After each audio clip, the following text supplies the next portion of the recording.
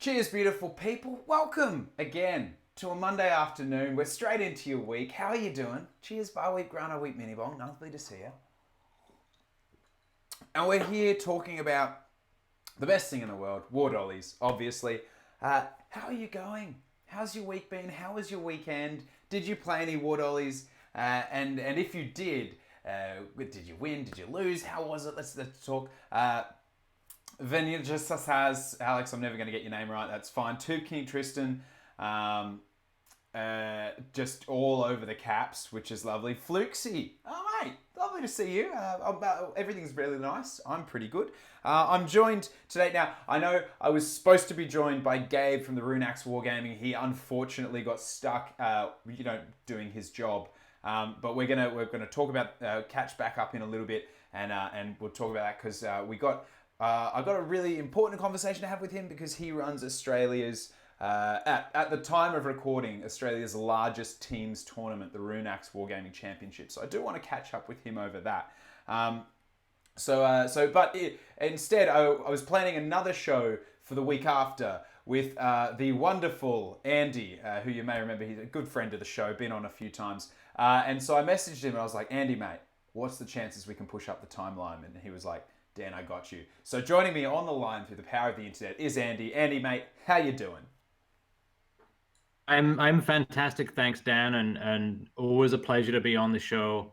And I'm looking forward to talking about Well, Warhammer. mate, I won't lie. I'm seeming like I like having a few TOs that I can just chat to because I'm a fucking puppet who obviously looks to things from a gaming point of view. So talking to TOs about it, I dig it.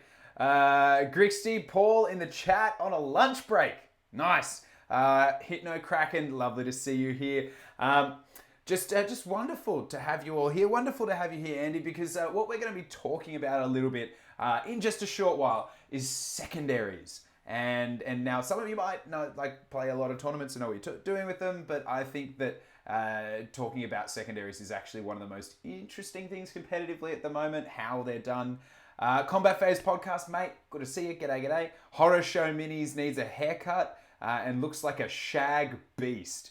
That was actually my move for a very long time. I'd get a haircut where it'd go almost right back to nothing and then not cut it for like 8 to 12 months until I looked like some kind of weird Cousin It thing. Andy, you're quite a dapper man. Do you do the haircut thing on the regular? I reckon you do. My hair grows thick and fast, Mm-hmm. and wait until um, that point where the hair starts sort of sticking out from the side of your head. Yep, yep. Um, and then I go to the barber and pretend that, oh yeah, I lost track of time, but really I just couldn't be bothered Yeah, to get a fucking hair. just got lazy, man. I dig it. See, I love a haircut. My barber, but maybe that's because I'm an alcoholic. My barber gives me whiskey when I go to get a haircut. So I'm getting them like every week. And that way, when I'm drinking, I'm telling myself, well, I should be drinking. It's the barber, which is potentially just rampant alcoholism. Nemesis is joining us in the chat. G'day, mate. Coach, the coach is in the chat. We're actually going to be talking about your event, the Sydney GT from last year in just a little while. Because we're going to be chatting about secondaries, and I really fucking loved how you did secondaries at Sydney GT. So we're going to be talking about that in a little bit. That's funny to see you here. Lovely. But we're also right now talking about haircuts. For some reason, we ended up talking about haircuts. And so tell everyone, obviously this is the show just to communicate about random fucking shit. When was your last haircut? What did you get? And how would you rate it out of 10? But speaking about rating things out of 10, it is time for the segment that started last week. And I won't lie, I was a little bit nervous about how it would go. And it was well received, judging by the support of the Twitter community. However, I won't lie, maybe I shouldn't have called it this because in hindsight, got a whole lot of things that I wasn't expecting. But we do have a couple. So we're here to talk about, first of all, some art. Elf bro, who needs a haircut when you can have a glorious man bun? You always got to be careful of someone with a pair of scissors, though. Um, all right, so the first piece of art that we have today to review, and just like last time, I'm going to let my guest, Andy, who hasn't seen the art from the Send Nudes segment, nice unique drawings everyone scribbled, he hasn't seen them, and he can't see them, so he's just going to go based off of the description that I provide. So yeah, so it's time. It's time to have a look. In fact, sent through the internet post, so probably by some kind of digital version of the postmen themselves, the Swifthawk agents. Now the first one I got. Now I'm not gonna lie, I think this one was directed at me personally. I think, though it might have been a combo effort. Now I'm not sure how well we can all see there, so I'll just pop that up. Now it seems to be a flamingo. Drawn in paint, so a flamingo holding a couple of beers, and I'm not 100% sure if that's meant to be me or someone else, but it's lovely. The use of color is quite creative. There's a good hair flick there, wearing sunnies. The thing that concerns me a little bit is that the flamingo has like it's got arms that are holding the beers, right, Andy? So you've got that, right? Imagine a flamingo that's holding a beer, okay? You got that? But then the thing that's confusing me is that the artist has then also given it like fluffy feather wings on its like chest breast area that I imagine would be the flamingo's actual wings. So it's like some kind of weird spider wing flamingo thing with a long neck and a human head. So look, it's confusing me, and it's sending me into a weird place artistically. But sometimes that's what art should do. It should confront us. So Andy, out of 10, what would you give the weird human flamingo alcoholic hybrid?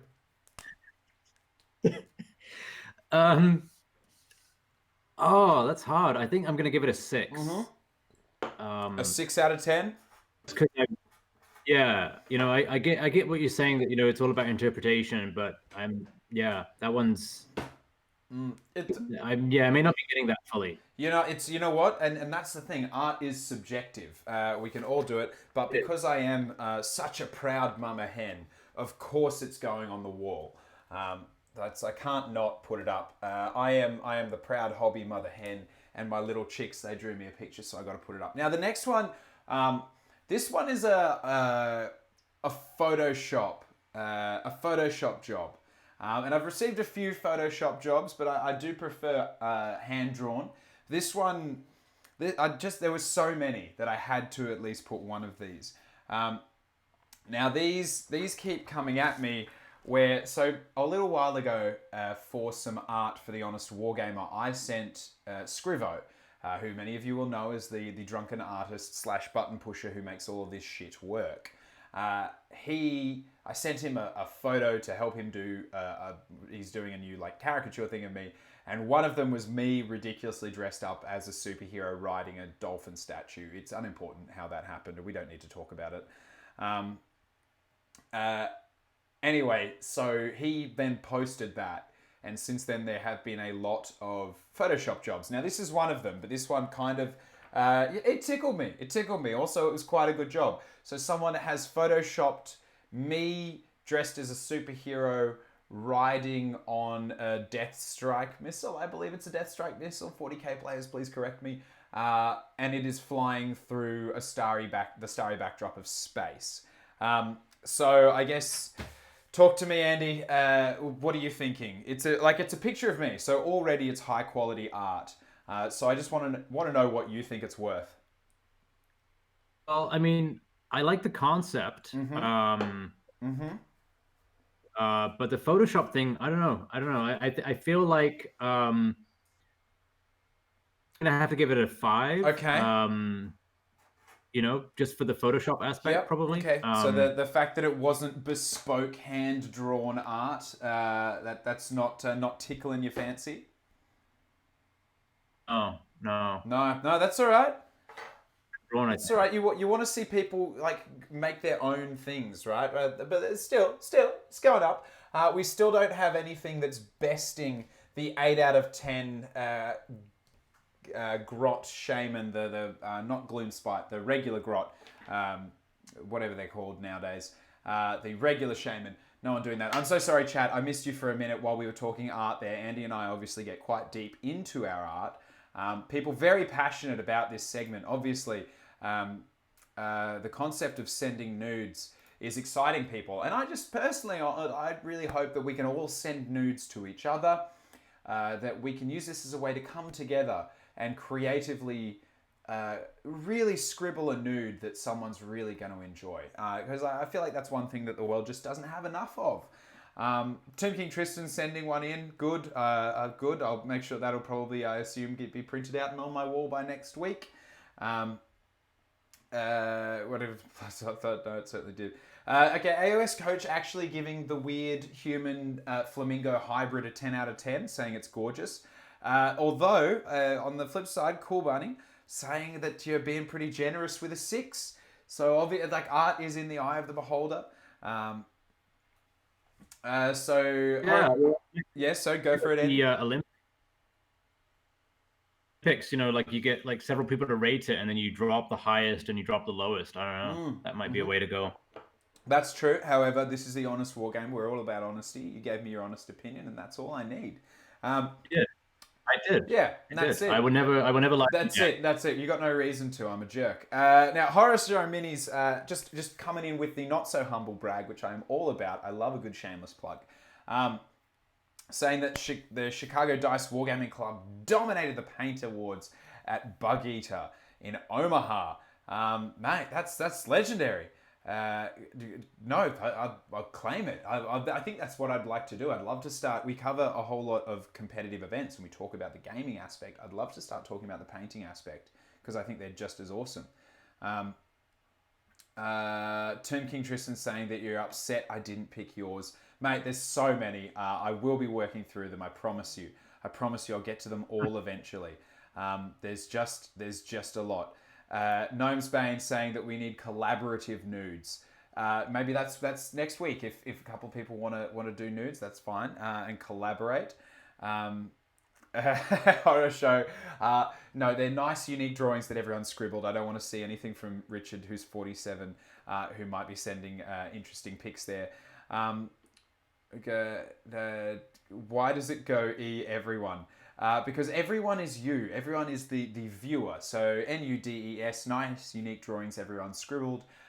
It's oh, you mean why did I misspell it? That's because I'm a fucking potato. That would be why. AOS coach obviously getting a few from Elf Bro there. Chuckle Buddy, you're up late. Good to see you. So the joke that Rob and I have of us being cam girls is taking on a disturbing turn, but that's okay. So that's our nudes for today. Those are the nudes. That's the brand new nudes. Now, just before we get on with the topic of today's show and the thing we're talking about, there is one thing that is far more important than anything else that I could possibly talk about. And that is the fact that the OG himself, motherfucking Gotrek, has been revealed as having a brand new model coming out. And I could not be goddamn happy. I'm like a kid in a candy store. Andy, tell me, how excited are you about Gotrek getting a brand new model? That's pretty exciting. I actually, I have a Gotrek. What was his partner's name? Felix. Felix, for sure. Yeah. The old metal model, but I'm fairly sure I must have Gotrek somewhere. I think it's awesome. I think for me that his character has always been just one of the most interesting. Gnome's Bane is horrified at you, Andy, for forgetting Felix's name. He was the chronicler. And it was so busted. The Dead Skaven base looks beautiful that he's on. And for me now, I read just about all of the Gotrek and Felix books. I loved them all. But the thing that I really dug about him as a character, that I still got listening to Realm Slayer, reading The Bone Desert. Also, what a good name, The Bone Desert. AOS coach reckons that Felix is the Celestant Prime. Yeah, I get that. But Felix also had a lot of terror and a lot of selfish stuff going on, so maybe not. Felix has definitely forgotten his name by now, though. If he's a Stormcast, he remembers nothing. But the thing I loved about Gotrek was that those books were fucking brutal. And they weren't like the regular level that people like get away with. I remember, I think it's the third or the fourth book. There's a short story in that anthology where they come across a house, right? And there's this crazy wizard who's captured like a werewolf dude and is trying to transfer his mind into the body. And this werewolf dude has this like 14-year-old daughter who is like a werewolf daughter. Anyway, like long story short, she, Gotrek, and Felix end up taking all of the bad guys out. And then at the end, it's like Gotrek basically manacles her and ties her up, and that's where that book ends. And the start of the next book, Felix is talking about what he remembers, and I'm pretty sure I think the quote is burned into my mind, and it's like it talks about how Gotrek was unyielding and couldn't give an inch regardless of who it was, and it's like the punishment he visited upon that poor girl was awful. Basically meaning that Gotrek killed a 14-year-old girl, which I like. It's intense. It was insane, but it's like it basically points out that like Gotrek has no level of okay with chaos, which I just thought was fucking awesome, and he's a really interesting character for that reason. And I think that there's not enough dark in the light with a lot of stuff out there. So yeah, that kind of got me going. Not the child murder, the level of like insane intensity that Gotrek has for everything. So yeah, I'm excited to see him come back. I guess I was introduced to Gotrek and Felix. Do you remember there was a game called Advanced Hero Quest? Yep. So one of the cool things that GW did was in White Dwarf they would put new missions for Advanced Hero Quest in White Dwarf, and one of the missions, you could actually play Felix and Gotrek. Oh, really? I did not see that. So they gave you the stats for them. Yeah, I have it at my place. It's pretty cool. That's wicked. So, yeah, it was a really cool game actually. It was sort of simpler than D&D, so it was like a kind of a gateway into role playing. Yeah, and I just think that that game, I remember playing a little bit of it, and it's, to be fair, that the Silver Tower and some of the Warhammer Quest stuff, it scratches that itch, but it's not amazing. Grixty, he's got to get back to work, mate. Go enjoy yourself a little bit more of the work time, and then get yourself a little rest this evening. Tomb King Tristan, what was that dispossessed rumor that Rob was talking about? I don't know. He doesn't talk to me about them because he knows that all that it will do is end up in me hanging shit on his compendium army. See you, Grixty. Have a lovely evening. So I don't know. I'm hoping that if there was a dispossessed rumor floating around, it's not that they're getting a new battle tome, because I am sick of dispossessed players whinging about not having a battle tome. God damn it. We are a good enough army without it. We don't need it. You just need to play it better. But yeah, I'm excited to see him come back. I actually hope that he won't share any keywords with dispossessed Fire Slayers or Caradron Overlords, except for Dwarden, because I don't want him to be getting any buffs from anyone. Gotrek was always about beating the shit out of his opponents without any help. You know, like, and the one time, I remember there's a book where he kills a Chaos Lord, but it's because another Slayer distracted him, and his, like, when they're talking to him and they're like, oh, you killed him, he's like, nah, I didn't, he did.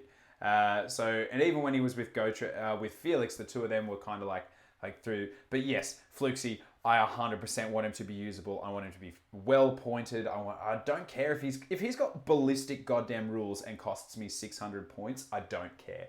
I just want him to be halfway decent. Yeah, no, I don't want to. I agree. There's a few people talking about being a Fire Slayer. He isn't a Fire Slayer. He's got that big rune. He's got that axe, but he's not a Fire Slayer. He just basically pinched it off him. And also, he spent a good deal of time in the Realm of Chaos, right? Like, Andy, and are there any other characters that spring to mind that like spent millennia killing demons in the Realm of Chaos and still came out pretty decent? I remember Conrad. long time ago. This would have been like probably in the 90s. There was 3 books about Conrad. Like he's this human. His chaos horde comes and like kills everybody in his village. He gets kind of rescued by a dwarf who teaches him how to fight, and he becomes this like really powerful hero. And so that was a cool character for sure. Yeah, I feel like I remember that, and it was like from a zero to hero kind of story as well. Yeah, I think that was what was so cool about it, was that he literally started from nothing, and then by the end of like book 3, he's just a killing machine. Yeah, actually, that's true. And then by the time you get to I can't remember what those books were called. But by the time you get to the end, you're just like, yeah, can you imagine if he was like that at the start? Chuckle Buddy knows what the dispossessed rumor is. Okay, yeah, fair enough. But yeah, a few people chiming in. There was the Stormcast guy, who was like a Nurgle warrior or demon who Sigmar turned into a Knight of Xeros, I believe. I think that was cool. Tomb King Tristan chiming in with there was Cetra who rocked around a little bit. And can we just put it out there? I've got a bone to pick. I've got a tiny little bone to pick. And that's, I don't dig when people create stories and then backtrack on their own stories. So in one of the books, they talk about a Stormcast leader bloke called Cetrus and his Stormcast the Imperishables. And so it's very clearly like a to Cetra the Imperishable and his Undying Legion. Which is super cool, and it's a lovely little nod to the source material. It's great. But then I remember, I think I was watching a few days ago on watching some playback from the Warhammer TV, and someone brought it up, and people in the chat were asking them, and they were like, "Oh no, it's not him. It's not fact. It's just people make this stuff up, but who knows where it comes from?" I'm like, God damn it, guys, just stick to it. Turn around and be like, maybe it's him. Who knows? We'll find out. Like that you don't have to tell me it's wrong. Just like go with it. Don't be like, oh yeah, we're gonna retcon shit left, right, and center. I don't love it. Conrad was everyone was always trying to recruit him. That's right. And Chuckle Buddy says he knows all of the secrets. Okay, it was just called the Conrad Trilogy by David Fearing. Nice. All right. Well, if those of you looking for it, Combat Phase Podcast obviously knows where it is. It's at his house, so just go take it. But that's okay. In the chat, before we move on, if you could pick one character from the old world to bring into Age of Sigmar, who would it be and why? I'll throw that out there because I think that's kind of an interesting conversation to have. And here's the thing I'm going to raise you, like, do they add something to the mortal realms? Like, for example, I love, like, you take people like Sigmar, you add him to the mortal realms and he's got a chance to remake the world in his image. Gotrek, I think, is amazing because he has such a broken and storied past where you add him in there and you actually have someone who can be responding to the world around him in that lovely way of him just hating on it as well. Like everything's too weak, soft, whatever. That you don't have. Like you've got all these Age of Wonders and then you've got this like grumbling son of a bitch who's never pleased with anything. So yeah, okay, yep, Techless, as Techless. I mean, he is a god now, so that's not too bad. What else we got? Who are people saying that they like? Eltharion the Blind, yes, that would be wicked. Like a blind Jedi, yeah, true. He's basically like whatever the Kota, the trainer bloke, is in the Force Unleashed. Cetra, yeah, I'd say Cetra would be cool. Orion, yeah, so Budtastic, 100%. I would love to see Orion come back. I think he's got such a cool character. He would also have a lot of problems with what Alariel's been doing. And so I kind of dig there'd be a lot of cool story in there. Andy, if you could pick someone to bring back, what would you go with? Oh yeah, Orion is a good pick. I mean, I never had that model, but I always wanted to, in 8th edition, try to run a list that had Orion in it or something like that. So that's a pretty good pick, actually. Yeah, no, I dig Orion.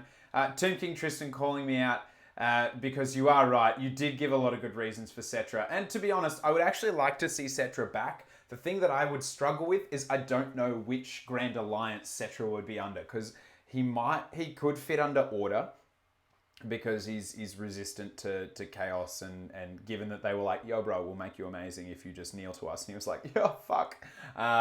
Or Death, but I don't see him as Death, because that means that he would be under the purview of Nagash, and I see them as very resistant to that. Or potentially even Destruction, insofar as he is only out for himself and his own stuff. So he could kind of fit into a few different ones, which I think would be really cool. So people liking Manfred, yeah, I dig it. Sigvald. Sigvald was such a cool character. Do you remember Sigvald, Andy? No. Wait, who? Sigvald the Magnificent, the most beautiful man in all the mortal realms.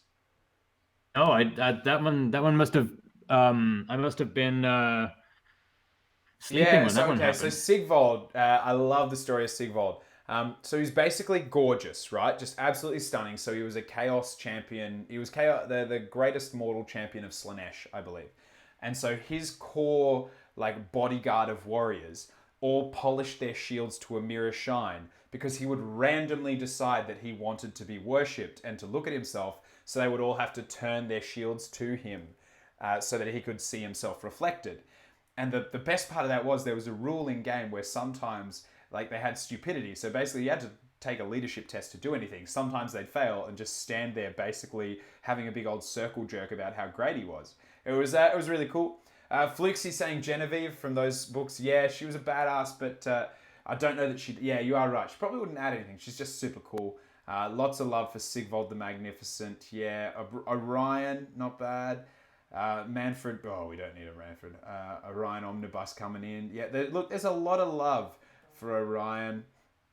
Oh my god, yeah, okay. Okay, yeah, no, people liking Conrad as well. Vlad, god damn, no. We do not need more Von Carsteins. We've had enough Von Carsteins. But yeah, Vanilla just asks, Alex, mate, I'm never going to get you in a fucking name right. We just need to embrace the fact that I'm bad at names. Pointing out the thing that I really like about Gotrek, though, is that it's a character who can kind of reflect what the mortal realms are like to us, if that makes sense. Because at the moment, everyone who's in the mortal realms was born in the mortal realms. They grew up there unless they're a god. So they're not really... there's not a great comparison. They just take things as like rote. Whereas Gotrek can be flabbergasted and amazed at all the incredible shit he sees, and then he can also be like, this is fucking dumb. So I kind of like the view that he puts on it, and listening to Realm Slayer was just awesome for that. Like the amount of times that he'd meet people and be like, you're a bit soft, aren't you? Or like when he grabbed a Stormcast by like the I think it was the chest plate and pulled him down, and then just started screaming, asking if Felix was in there. It's just that kind of stuff where you're like, my god, like it's just messed up. So yeah, I dig it. But yeah, I think in the chat, Sigvald was cool, but I would have to agree with those saying Orion. I think, and just like you said, Andy, Orion would add something really cool as well. Yeah, he's sort of in that space where, they could do, if they did even like a new faction, if they didn't want to wanderers, maybe they could do something with wood elves and kind of spirits and gods or something like that. There's I think there's some space there Yeah, there's to base an army around. there's room to work as well, right? Like if you were to bring Orion back, and it's been hinted at, like they've he's not necessarily gone. I don't believe. Correct me if I'm wrong. Those who remember the end times, but I would kind of like to see him, because where you've got Alariel on one hand, who is like the wrath and like the nurturing mother of the woods. Orion was always like about the hunt. He wasn't so much about holding and building and stuff like that. He was about hunting stuff down, which I think would be a really cool way to go, a really interesting side to take things. So yeah, I dig it. And yeah, Groovy, a Wild Hunt faction would be fucking awesome. Volkmar, the old Grand Theogonist. Yeah, that'd be all right. An AOS coach working on a secret project, all but confirmed by the fact that he has an army idea. He's just not telling anyone about it, except for alluding to the fact that there's a secret project, which is fucking cool.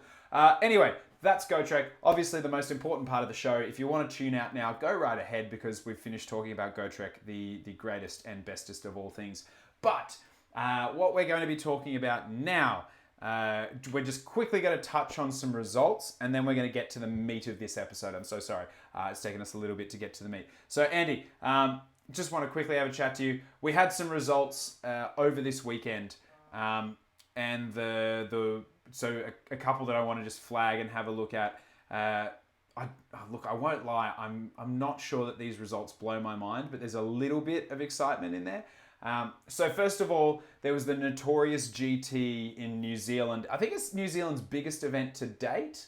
Upwards of 50 players, unless I missed my guess. Now, the thing that does put a little bit of a dampener on my beautiful barbecue of War Dollies is that first, second, and third went to Legion of Sacrament, Flesh Eater Courts, and Ideneth Deepkin, which is no great surprise. And in fact, just about the entire top 9 were sitting Flesh Eater Courts, Skaven, Legions Nagash, the predictable ones in there.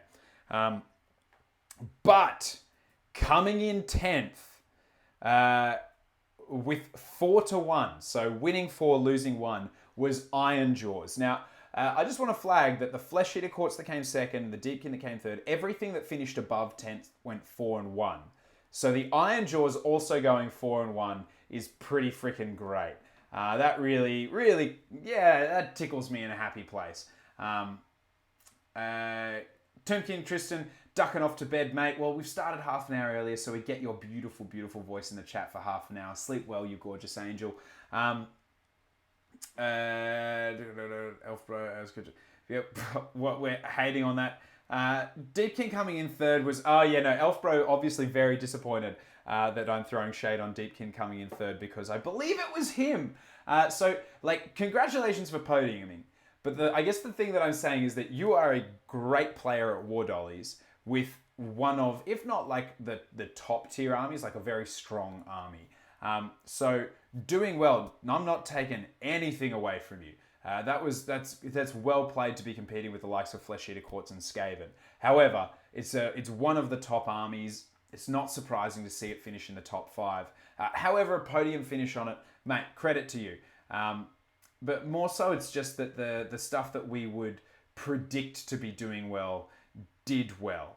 And I again, when I say that, I don't want to take shit away from the people coming in first, second, and third, right, Andy? They're still playing a good game. They're just taking a really strong army. And as somebody who runs Grimghast Reapers in a Legion of Nagash army, how do you feel about that? Yeah, I mean, I actually I heard an interesting point. It was on the Warhammer Weekly show. The faction is, these factions are naturally quite strong, but there's certain builds obviously that are particularly, so maybe this is a question for you, Dan. Do you feel like it's the overall that is strong, or is just that certain builds are more effective, that there's certain combinations that are possible with those factions that when I as you know, I play Legions of Nagash. Yes, and you're a disgusting I kind of Reaper player. Yes. Yeah, and I basically, when I made that list, I built it around being like a net list. I copied what seeing, and immediately as soon as I was playing, I could tell that it was way more effective than anything I could have maybe thought of. Someone had found the good juice in that army book, and you taking that list, you recognized it. So I guess that's my question. Is it the factions that are, or is it just there's builds that are make Yeah, use of certain combinations that make it I, th- effective. I think it's a combo. Like, I think some factions just are stronger, clearly. But then, yeah, there are, like, at the moment, Deepkin, I don't think we've seen a Deepkin list do well without at least a decent chunk of eels. And Elf Bro, mate, correct me if I'm wrong. If your list did not have a bunch of eels in there, I'm willing to not drink for the rest of the show. That's how confident I am that I know what was in that list. Um, but yeah, Iron Jaws. A few people saying that Andy Iron Jaws clearly need a nerf. If they've been doing this well, they must. It's probably coming in the next General's Handbook. Um, keep eels great. So yeah, and to be honest, Deepkin players don't want the eels changing. But I think it's a combo. I think sometimes you've got a book like say the Skaven book, which is just very strong and lends itself to competitive gameplay, or Flesh Eater Courts, which have a number of tricks that you can reliably pull off to do damage, or Legions of Sacrament and Grand Host and Legions of Nagash that we've seen a lot because they get so much, especially out of having things like Night Haunt in there. But Hook and Pin, I don't know if I've seen you here before. Like usually you're with the English shows. It's real late, I believe, for you. Go get yourself some sleep. I'm just a fucking drunk Australian. You don't need to be paying attention to me. Yeah, sorry, Elfbro just chiming in. It was 24 eels. Now, I know that you're saying it's because it was easy to transport from Australia to New Zealand, but it also didn't hurt that eels are pretty underpointed at the moment.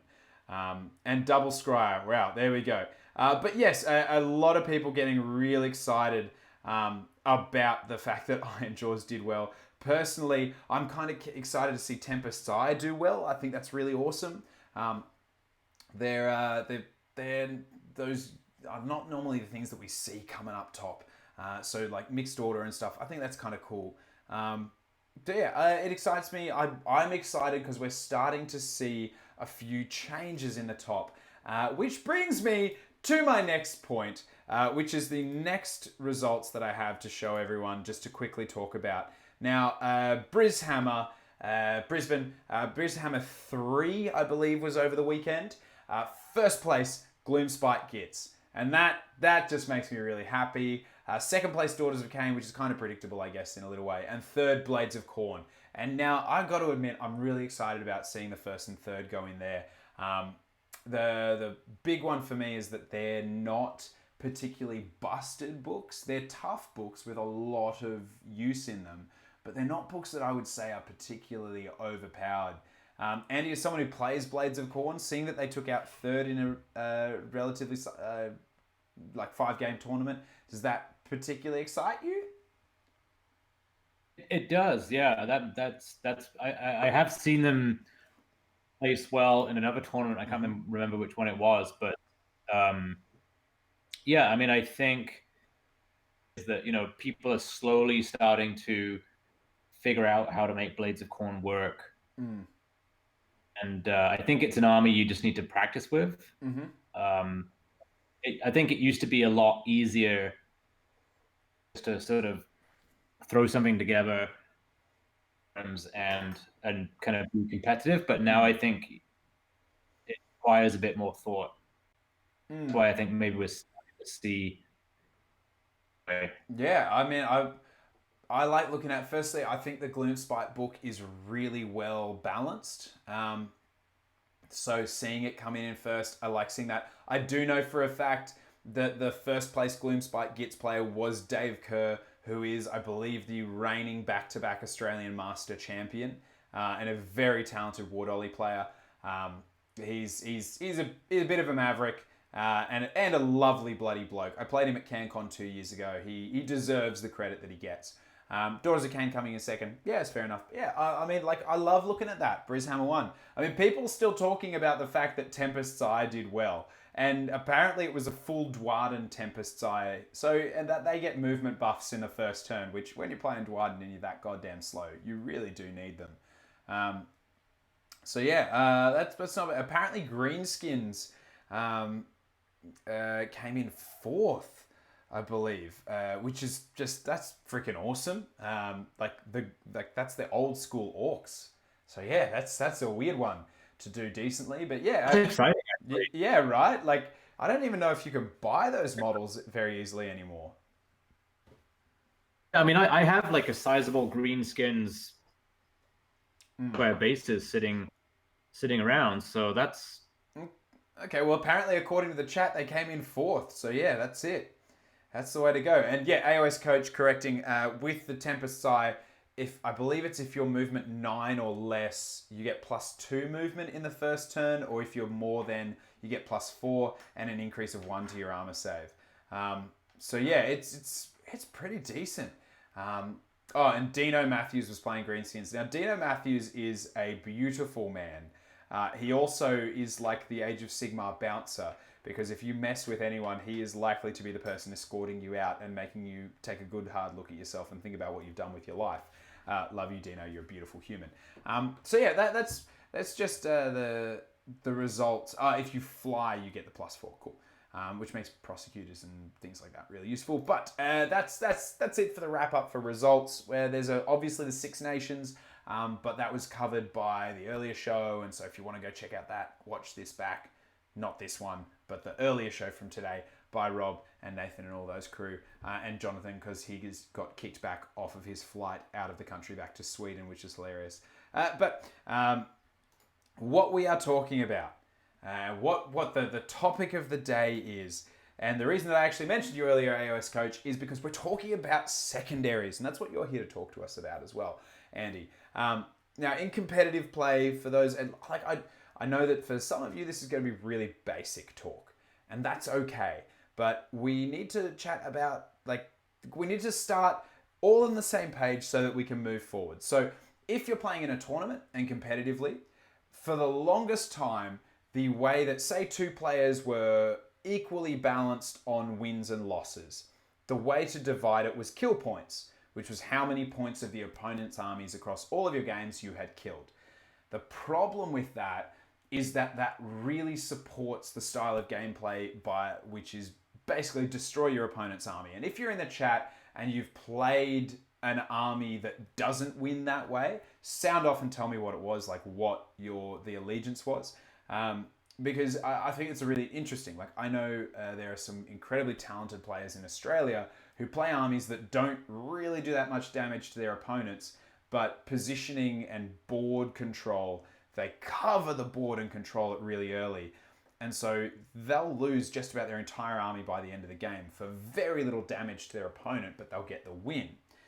So I guess the thing is with kill points is they're not a great way to track secondaries, because it really leans into a particularly aggressive, damage-heavy style of play. So that's where secondaries come in. Secondaries are like mini objectives inside of the game. Each player is playing for either the same thing or two different things. And if you achieve it, you get extra points to be used in tiebreakers or balance it up. Now, Andy, when you ran the Wet Coast GT, you had a list of secondaries, and before each game you told everyone which secondary everyone was playing for. So what made you make that call? Well, I think at the time, I knew going into the tournament that I wanted everybody same secondary objective each, just so that it was clear. And because one of the things LVO was that you could pick. You had a list of possible secondaries, and you could pick, like, write it down at the start of the game, so that then you were being honest with your opponent. And for the first tournament I was running, I was like, wow, that seems like a lot of and extra stuff that I don't really necessarily want to do. I want to keep it simple, being my first tournament. So I just went with, okay, like here's the list, we're going to do this one for this round, and then so on. So it's hopefully people, everyone knows what they're doing. And the thing that I really liked as well about Wet Coast is you had a really balanced it was a really balanced tournament. There were no little extra, there was no realms, there was no side stuff. And so then having secondary objectives where everyone was playing for the same secondary objective every round was really cool because it meant that it was clean. And when I say that, I don't mean to throw shade on any events that use realms or anything like that. Every event being different is actually really fucking good, and I hate the idea of consistency across tournament play, which I know probably really hurts you, LLV, and I'm so sorry to say that. But I think I disagree a little bit with Rob there as well. I don't want consistency. I want one event to use the realms. I want one event to use none of it. I want one event to be kill points. I want one event to be secondaries. I want everything different so that I can just... Variety is the spice of life, and if you want your game to get old and stagnant quickly, it's by having consistency. And the example I would use is as somebody who used to play a bit of Magic the Gathering and things like that, and card games and Hearthstone, because the games are so corely consistent, they need to constantly release new cards, they need to constantly update with new rules, they need to constantly do stuff to keep the game interesting. Whereas while Age of Sigmar might release new armies and new spells, on the whole, the game stays the same for like 2 to 4 years or whatever the development cycle is. Meaning that to do that, the game itself needs to be in a pretty flexible place competitively, and I like that. So just quickly jumping back, armies that do well without killing their opponents. Seraphon, I'd agree, though you can have an aggressive Seraphon list. Iron Jaws, yeah, probably not Iron Jaws. I don't know that they do that. Sylvaneth is 100% right. Gore Pilgrims as well. Yeah, and Nurgle too is a really good example. There are a couple of aggressive Nurgle builds, but they largely like to pass it around. Yeah, and I mean, kill points as well. Daughters of Cain love kill points because they love killing shit. And yeah, also you get tabled, you drop the 2000 regardless. So the reason that we're talking about secondaries is because I think that talking about the different types is really cool. So the obvious type is kill points. That's just how much you killed of your opponent. It's really obvious. And I think AOS Coach mentioned just a little while back in the chat there that he's dropped kill points completely from the Sydney GT 2019, and it has absolutely no impact. And I actually really like that because that encourages tactical play. It means killing your opponent only serves the purpose of like weakening their army and their tactical flexibility, as opposed to giving you points that you can use to win minor victories or take the lead against someone you're tied with. Speaking of the AOS Coach, so now this is I think is a little an interesting one that I'll see if I can find it. I put it in here somewhere. There we go. So at the Sydney GT, and Andy, I'd love to get your thoughts on this. At the Sydney GT last year, Anthony, the AOS coach, put in what he called schemes, and I really loved this idea. I think it was admittedly a lot of work for him, and I know you're in the chat, coach, so if it wasn't a lot of work, please correct me, but I feel like it was a lot of work for him. He had 19 different schemes. And I'm not going to go through all of them. I'll flash them up over the next little while on the screen just so you can see some of them if you want to have a read. But there were basically 19 different random secondary objectives. And for my money, they were really interesting ones as well. Like there were some of them that were, so for example, murdering your protege. Before the game, you chose a single hero in your army that wasn't the general. And that model had to be killed by your opponent before the end of the game.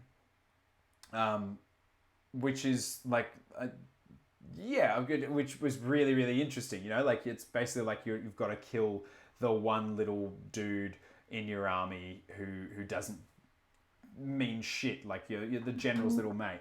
So I really dug them. And basically there were a list of 19. And at the start of the event, when you collected your players pack, you got handed 7 of them. Now, there were only 5 games. So each game, you picked one and like put it to the side and then played for that objective. Which I thought was really, really good because a lot of them took very weird game turns to actually be able to do it. AOS coach saying that if I'm talking about the event from last year, he stole those from NashCon. Okay, so credit goes back to I'm assuming that's in Nashua or Nashville or somewhere.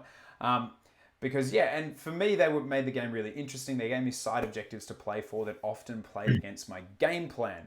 Now, how do you feel about that, Andy? Because I guess for you, for the way that you ran your event, it was all about balance. Now, this could potentially unbalance stuff by not everyone having the same secondaries. If you've got 7 of 19, you've only got effectively a third-ish of them.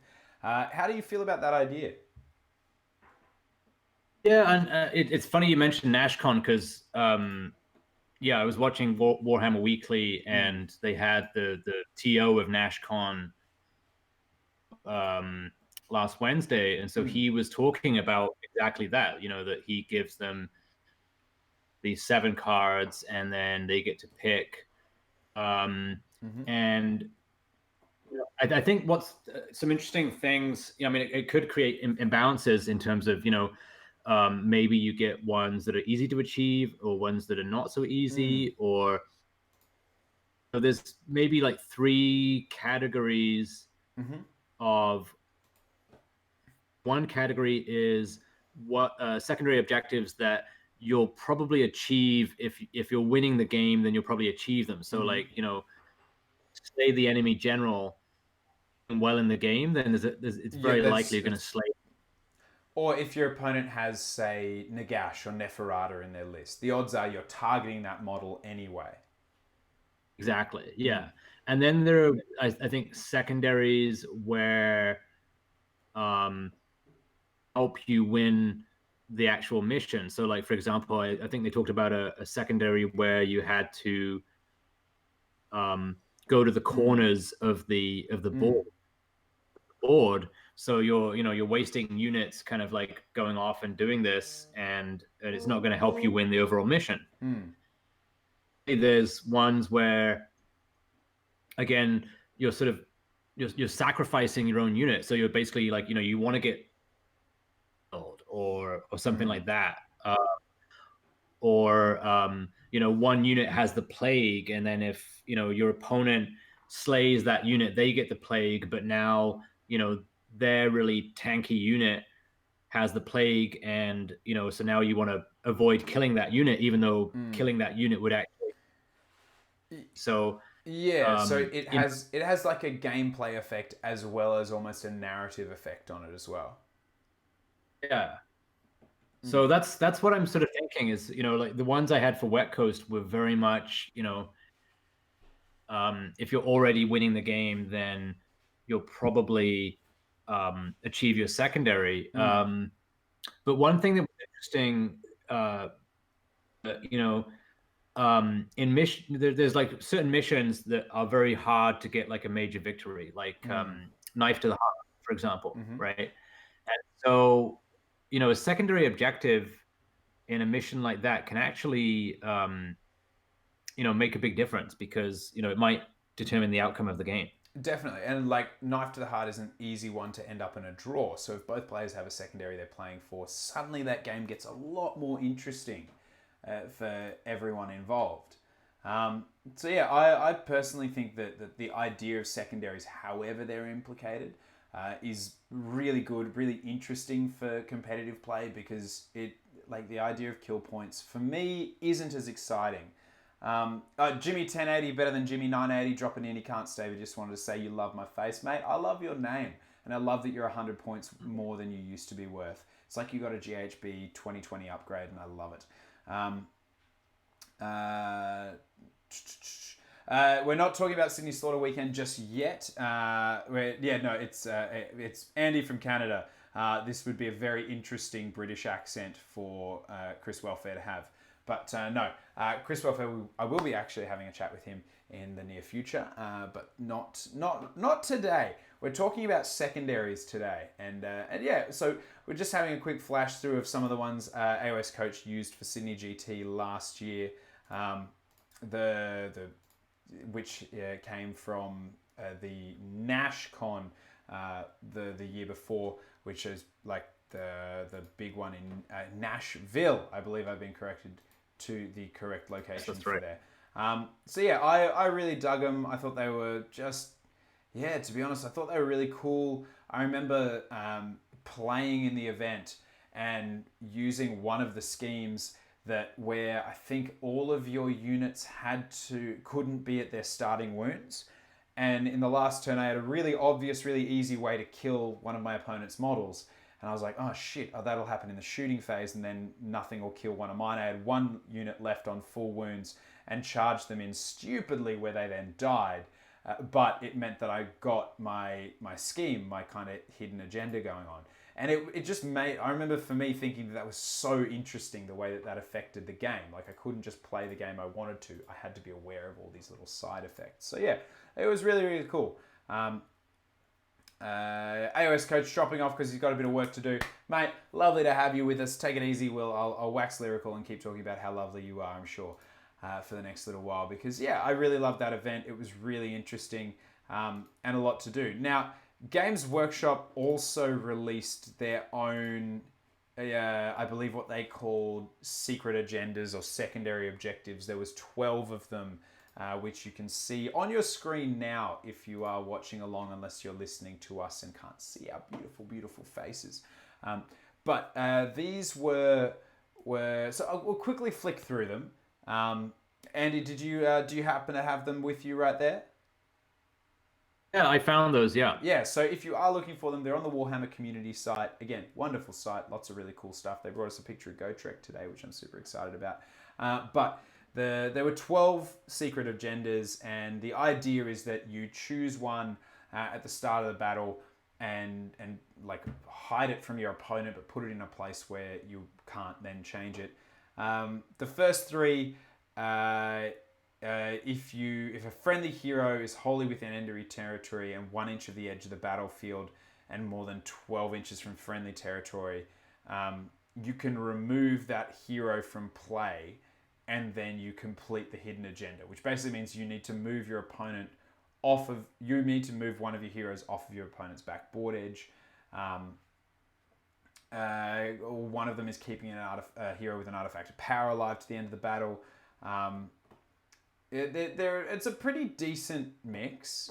I think the hard thing for me looking at them when you flick through them, I think we'll see a few people if in the chat have had a read of these. I personally feel like they kind of support an aggressive playstyle, which kill point getting armies were already getting. Have a look at them, Andy. How do you feel about them?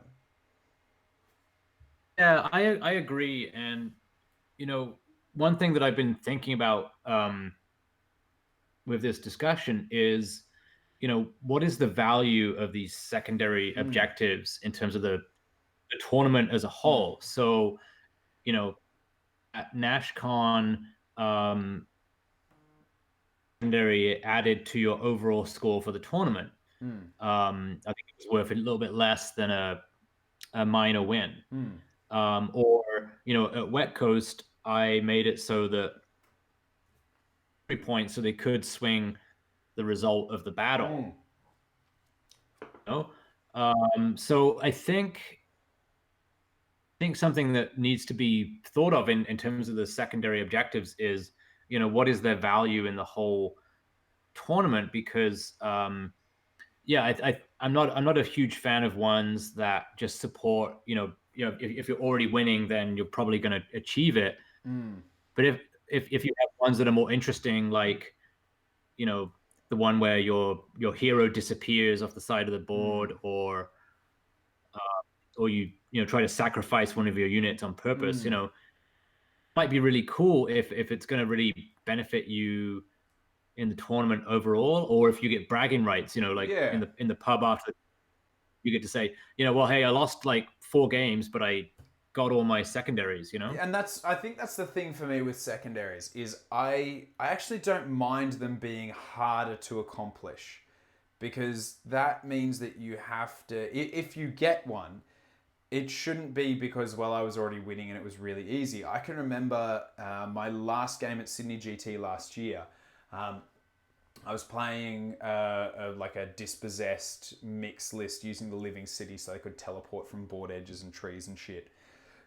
And in my last game, I remember having a full unit of 20 Iron Drakes sat there in front of like a dragon elf jerk.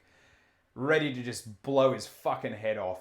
And then I remembered that I had this secondary objective that was to capture a piece of terrain by the end of the battle.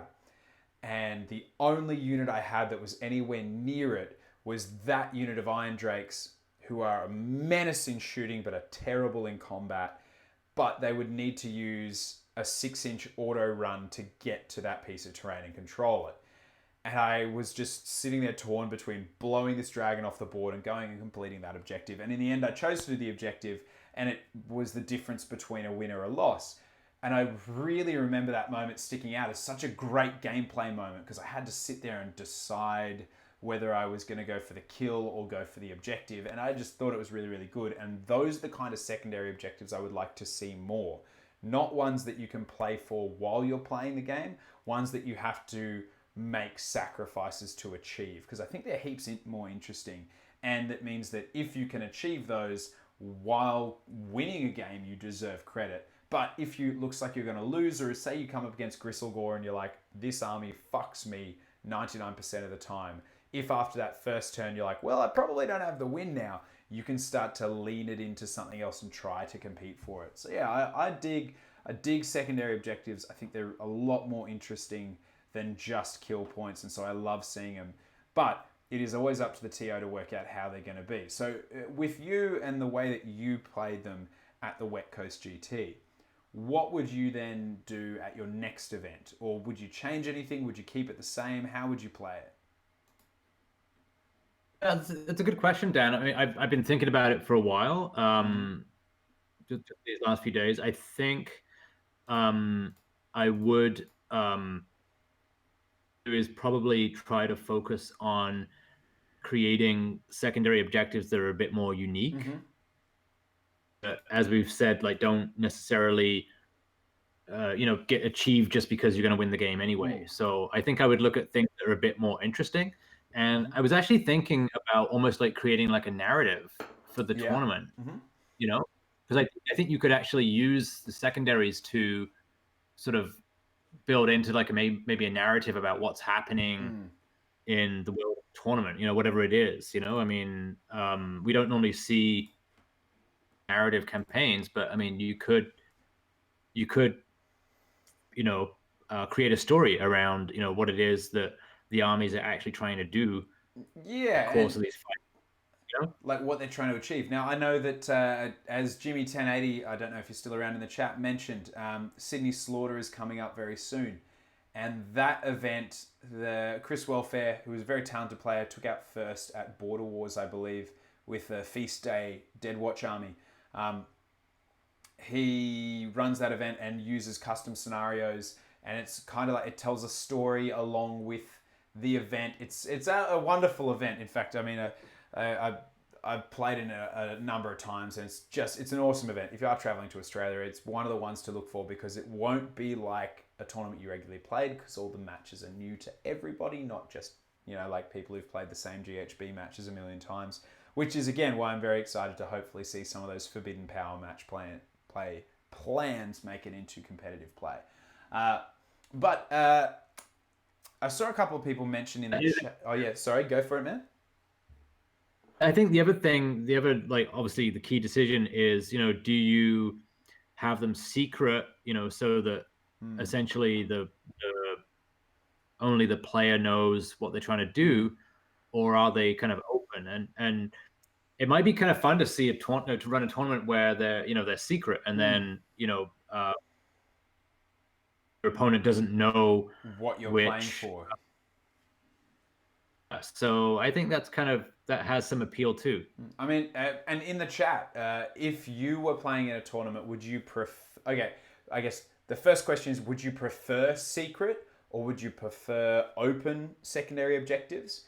And on top of that, is that because it's competitive, or because you like the excitement and the thrill of it? Because I can remember playing against my opponents, and because we knew what each other's what the list of secondaries were, but we didn't know what they'd chosen or what they'd got. So you're sitting there watching what they're doing, being like, okay, he is doing a lot of work to try and get all of his units in combat. I think he needs to get models wounded from every unit. And suddenly that means like you're running away from some units, trying not to hurt them, and then you're attempting to outplay your opponent based off of the theory, which I found really interesting. The flip side of that is that I guess competitively it's better when everybody knows what they're playing for. Um,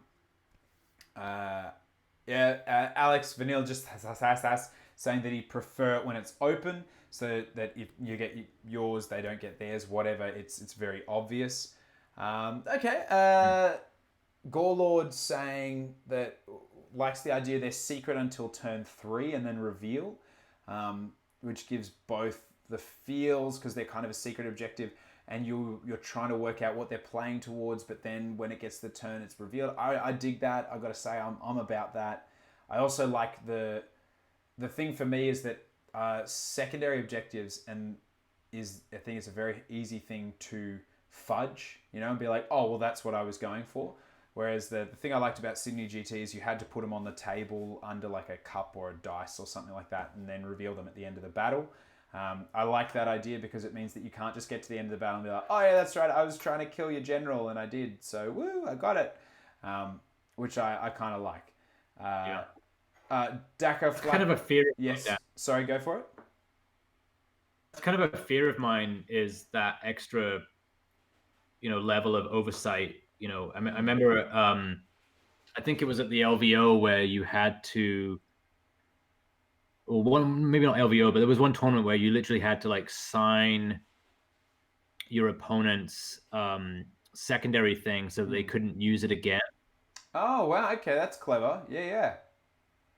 Yeah, so, because, somebody could do really well if they could, achieve a secondary multiple times. If they got a really easy secondary and then just did it every game. Yeah. Yeah, true. No, I think that's 100%. That's a good move. Speaking of the LVO, I actually booked a ticket to it this week, so I'm really excited. I have no idea what I'm doing though. We do tournaments real different in Australia. You don't need like a convention badge. You just buy your ticket there. I don't know what a room block is. We just go to wherever the tournament is. So yeah, I'm excited. I'm going to be going to the LVO. I've also never been to Las Vegas before, so this is obviously a recipe for disaster. But I'm super excited. Cool Bunny's going to be there. Nemesis, Gorelord, I take it you're going to be there as well. Anyone in the chat, feel free to chime in with any advice that you have, because as someone who's never been there, never been to a major big tournament outside of Australia. It's Frank. Okay, mate. Nice to see you. See you again. I don't know any of these people because I don't know their handles until I see them. I'm really excited to see it. But yeah, I've seen a lot of. I think tournaments are run very differently at the conventions between America and the US and just like North America, continental North America and Australia. So yeah, I'm kind of keen to see what it's like and check it out. Fingers crossed I can then hit Adepticon later in the year as well. That would be freaking awesome. So yeah, I can't wait. But I don't know what they do. I didn't even look at the players pack. I was just like, fuck it, I'll just book a ticket. Because personally, I just love fucking War Dollies. I can't wait to do it. I think I also signed up for the Teams event. I'm not entirely sure what I did. But if so, and you need a partner, I've got a ticket for the Teams event and I don't know what I'm doing with it. So yeah. But Andy, you booked a ticket to the LVO as well? That's right, yeah. So it looks like the format is the same as I didn't go last year, but so apparently what they do now is you play, I think, 5 games, and then if you're in like some top bracket, you get to the third day in like a knockout, which is. Yeah, I think that's really cool. I remember talking to, so there's a crew called D3 Mortal Wounds back in Australia, who were talking about doing an event called PumpCon. I hope I'm not putting any random pressure on them, but boys, you should really do that event. And what they were going to do is, I think it was like over the 2 days, they were talking about sort of a mini version of that, where they did like the first 4 games you competed, but then the last game, only those who were in contention for taking it out and podiuming played. So whether that was half the field or a quarter of the field played the last game, so that everybody else could kind of have a beer and watch that final match be played, all the final matches, and turn it into kind of a like the last thing be spectators. I was like, that's really fucking cool. I'd be so keen to do that. To be able to drop out and then just go, sweet, I'm get to be a viewer and watch all the War Dollies if I haven't gone well. Obviously dispossessed to top tier, so I'd always be playing in that last game. But I just think it's really, really cool. It's a great concept, so I'm keen for it. Bourbon Brothers, Gorlord, Frank, I don't know if we're allowed to drink there. Are we allowed to drink at the LVO? I assume so, given that it's in Las Vegas, and I highly doubt they would have any issues with rampant alcoholism or sin of any kind. But yeah, I can't wait. I think it sounds freaking awesome.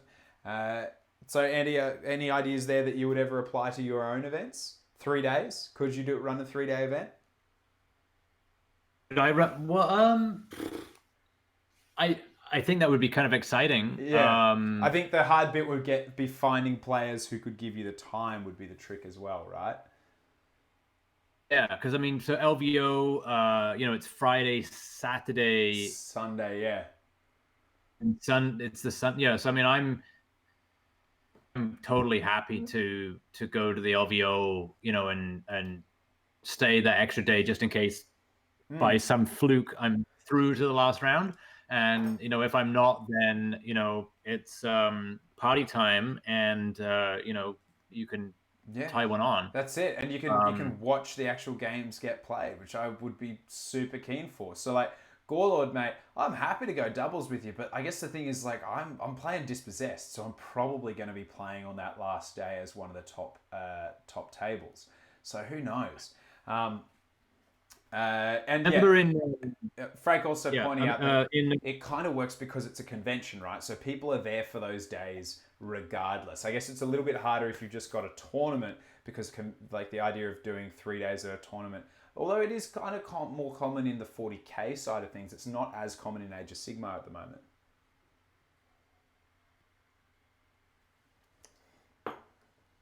I think you need, I'm not sure what the cap is for LVO, for 100, but you definitely need, the more players you have, you need more rounds to really get a proper definitely sense of who's going to win. The thing I like about more rounds too is it means that you have a potential where everybody doing well could have a loss. That's for me is where things get really interesting. Now, I know that it's really cool when you've got a tournament, someone gets 5 wins, and you've got like a number of people on 5 wins, and they take out the event. That's cool. That's great. But the concept of having more games, like say you had 6, 7, 8 games, you could potentially have a situation where everyone doing well has lost a game. It's like when you see teams like sports leagues, right? You might have a team that's dominating, but they drop a game here or they lose a game there. But the reason they win is because they're consistent, they get to the final and they take out the win. And I'm really excited to see that in War Dolly play, because I think that's a lot more fun than just being like, cool, I had a good run, I did well, I won 5 games. If I had to play any of the other top players right now, I'd probably get my ass kicked. So you know what? I took it out. And that's no shade on people who do well, because they are actually genuinely really talented War Dolly players. But I think that's kind of cool. So I'm really excited to see that. I'm really fucking frustrated I have to wait just about a whole year to experience it. But if you are in the chat and going to the LVO, or if you're listening to this back, drop us a line on Twitter, because I'd love to meet everyone and get super drunk with you. So drunk that even if I make Sunday, I just want to curl up into a ball and die. Also, I don't know how the accommodation thing works. I'm just going to try and convince a place to give me a room. Apparently you get it at Borley's or Bailey's or wherever. That's the spot to go. Yeah, Bally's is very convenient, because that's the same place where the convention is. Right. Okay. On the morning of the tournament, out of bed, bucks, and then and walk into the tournament. The first year I was there, the first day of the tournament, I was horribly hungover, and nice to just be able to like walk into the convention and not have to worry about like getting a taxi or That I won't lie, I'm very excited to do that and just be like, yeah, I just have to walk downstairs and go there. I think if it's the January the 24th to the 26th, I think that's the CanCon weekend. So yeah, I'm good. kind of keen. Uh, I assume LLV asking flying or driving. I assume I'm flying. My geography is terrible, so I don't know how a lot of things work. It's a long Um, drive. sorry, it's a long drive. I've driven there before. Okay, well, see, I could do the Um, drive, and I will just be the car's primary source of entertainment. I'll just sit there and just sing at everybody else, um, uh, just aggressively and directly into their faces. Um, but yeah, I'm keen. I'm really excited for the LVO. I probably won't stop talking about it until I'm there, because I would really dig on it being as big an Age of Sigmar event as any of the events in, say, the CanCon, or as we just had Bobo. I think it deserves to be another big one. So let's do it. And if you are listening, whoever the hell the TO is for that beautiful event, I love you. You're gorgeous. I'd love to have a chat with you. So get in touch. Uh, it's like an 8 to 10 hour drink, is it LLV? Because I could do myself an 8 to 10 hour drink if then at the end of it I ended up in Las Vegas. That'd be an all right way to go. So Andy, I guess you before we get to the LVO though, there's obviously you are both competing an event and hosting another event, correct? that's correct. Yeah. So So I guess I have two questions for you, right? Now, one of them is when you create an event or when you create the pack or the planning for an event, are you trying to create an event that you would like to play in, or are you trying to create an event with a particular idea in mind? Because I know that some TOs talk about the fact that they're like, we set out to make events that we would like to play in. Now, I guess the disappointing thing is that is if you're successful, then you have created an event that you can't play in because you're running it, if it's a kick-ass event. Or are you planning around the people coming as opposed to the event itself? How do you plan it, I guess, is what I'm asking.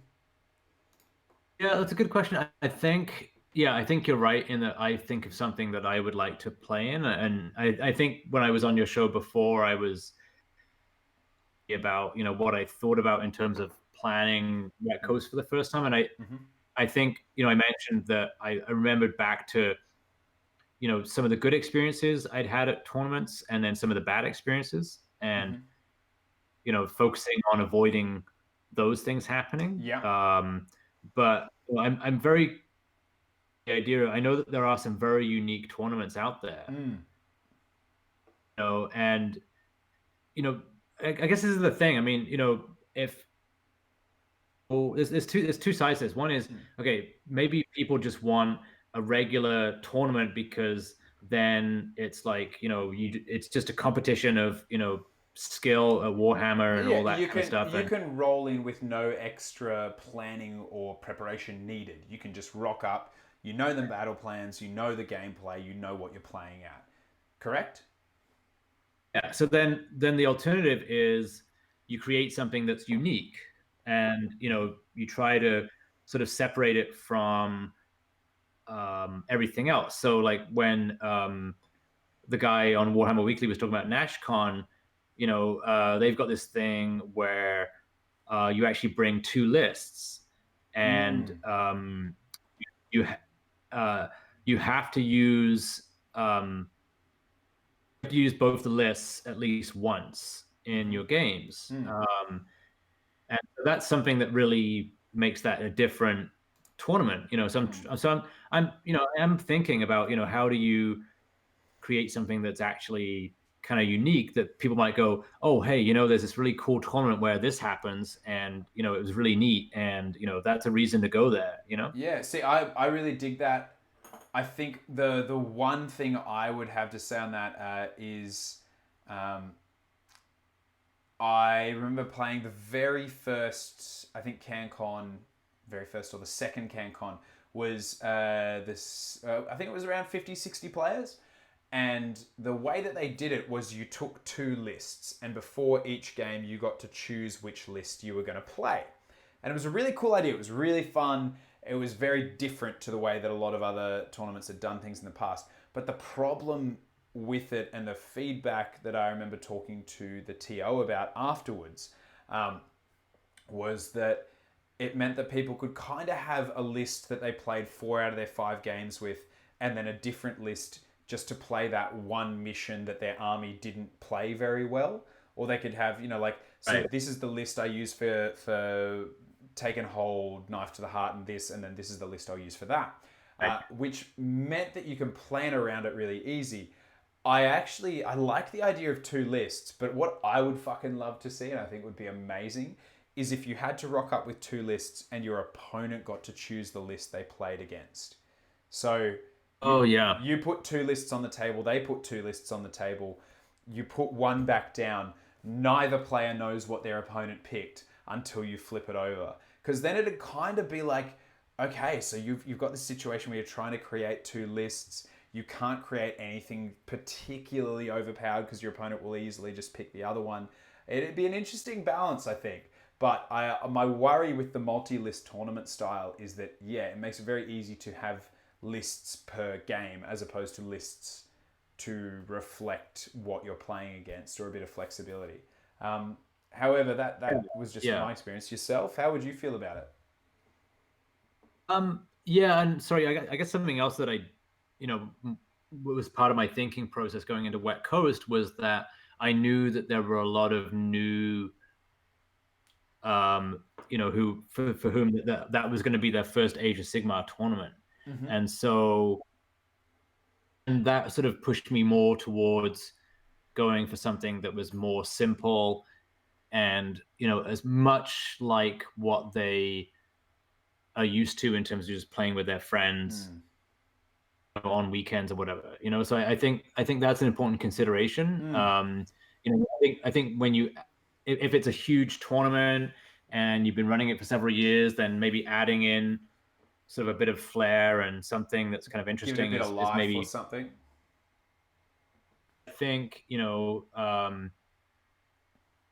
like Wet Coast, which was more sort of like a local tournament. Mm. I think keeping it simple is maybe the way to go. Yeah, it was And very then accessible. It meant that if whether you were experienced or whether you were brand new, you could come and do it. Mm.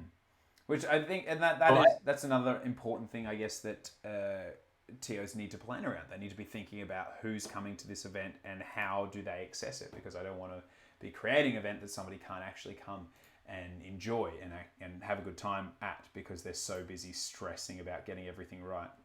Um, so yeah, um, yeah, and you don't want to have that sort of like gotcha moment where mm, you know the the sort of new player, um because the more experienced player um knew what to do in a certain situation. definitely, yeah. I don't want to have that gotcha moment. Yeah, and like I remember it, Knife to the Heart, I think, is a classic one for that, where people forget that your opponent can win it in their turn before you have a chance to react. And I think everyone goes through that experience. They have that one game where someone goes, "Yeah, I'm sorry, man, I'm going to do this," and then they win the game. You're like, "Oh, that's right. Fuck, fuck." So yeah, it kind of destroys you. LOV commenting that there's a cool event in Calgary coming up, Warhammered, which has a 500 point sideboard. I kind of like the idea of that. You've got your core army, and then you have a few different 500 point subs that you can add in. That sounds really, really cool. End of July, apparently they've sold out, but you need to get on a wait list. Dad Hammer just joining us in the chat. Mate, how are you? Welcome. It's your Tuesday afternoon, I believe. I hope you're slip sliding your way into just a lovely chilled out afternoon and you're not getting too heavy on stuff. But LLV just chucking a cheeky little link there so that anyone who is interested can find it. All right. I guess Oh yeah, sorry, go for it. it would make is that with new players, like sometimes literally the models they're bringing to that tournament are literally the models they have Mm-hmm. at that point. Yeah. So I so a sideboard can be nice, but then again, the more serious players are going to be able to maybe access that. But some of the newer players, Mm. they may just literally have put together an army and got it ready. So the concept of putting together like 500 more points might be Yeah, them a it, bit. it definitely is something that supports people who have a larger collection. Elf Bro, have a lovely afternoon, mate. See you later. I think it's like 1:30 wherever the hell you are. So, yeah, go and actually, you're fucking ripped. I assume you're going to the gym. That's probably what you're doing because you're a gorgeous man whose muscles put most other gentlemen outside of Dwayne The Rock Johnson to shame. You Stormcast strong human being. Um, Dad Hammer's a big fan of Realms being a part of Army selection. And yes, BadgerCon, an event back in Australia. Wait, that's this weekend, I believe, Dad Hammer, unless I miss my guess. So I'll obviously be talking about that at the end of, on this time next week. We'll be talking about that on the show. But yeah, I think I love seeing different events and how they put things together because that gives you the flavor and the taste of that event. And I dig it. I love that some events can be super complex. I love that some events can be super relaxed. Joel in the chat, keen for BadgerCon, mate. I knew you would be. Mark Time. Some secondaries, Midwest, Moonwalk, you can move backwards half their total move characteristics. There's an entire battle line unit or have a hero make a solid charge. Tune the play fails a spell very well. Yeah, I dig those. I like them. They and see. I also think the other side, Mark, like what you've pointed out wonderfully, is that secondaries can also be fun. I remember and I've spoken about it a couple of times. I don't know if I've spoken about it here. I remember one of the very first tournaments I went to regularly was it was for Warhammer Fantasy. It was the Queensland Northern Knights. And there was a Warhammer Fantasy tournament. It was pretty stock as far as the tournament goes. But the thing they did was there was a bloke with a microphone and just every like 30 to 45 minutes, he'd jump on the mic and be like, all right, ladies and gentlemen, there is a spot prize. The first person who fails a charge on a double one. That's the first person who fails a charge on a double one. Call out and we'll bring you your prize. And then everyone would be playing and then someone would be like, I rolled a double one. And everyone would just politely clap that person. And they were always a bad thing, right? And so it was like we were all celebrating that person's misfortune, and then they'd run up the front and get a little prize.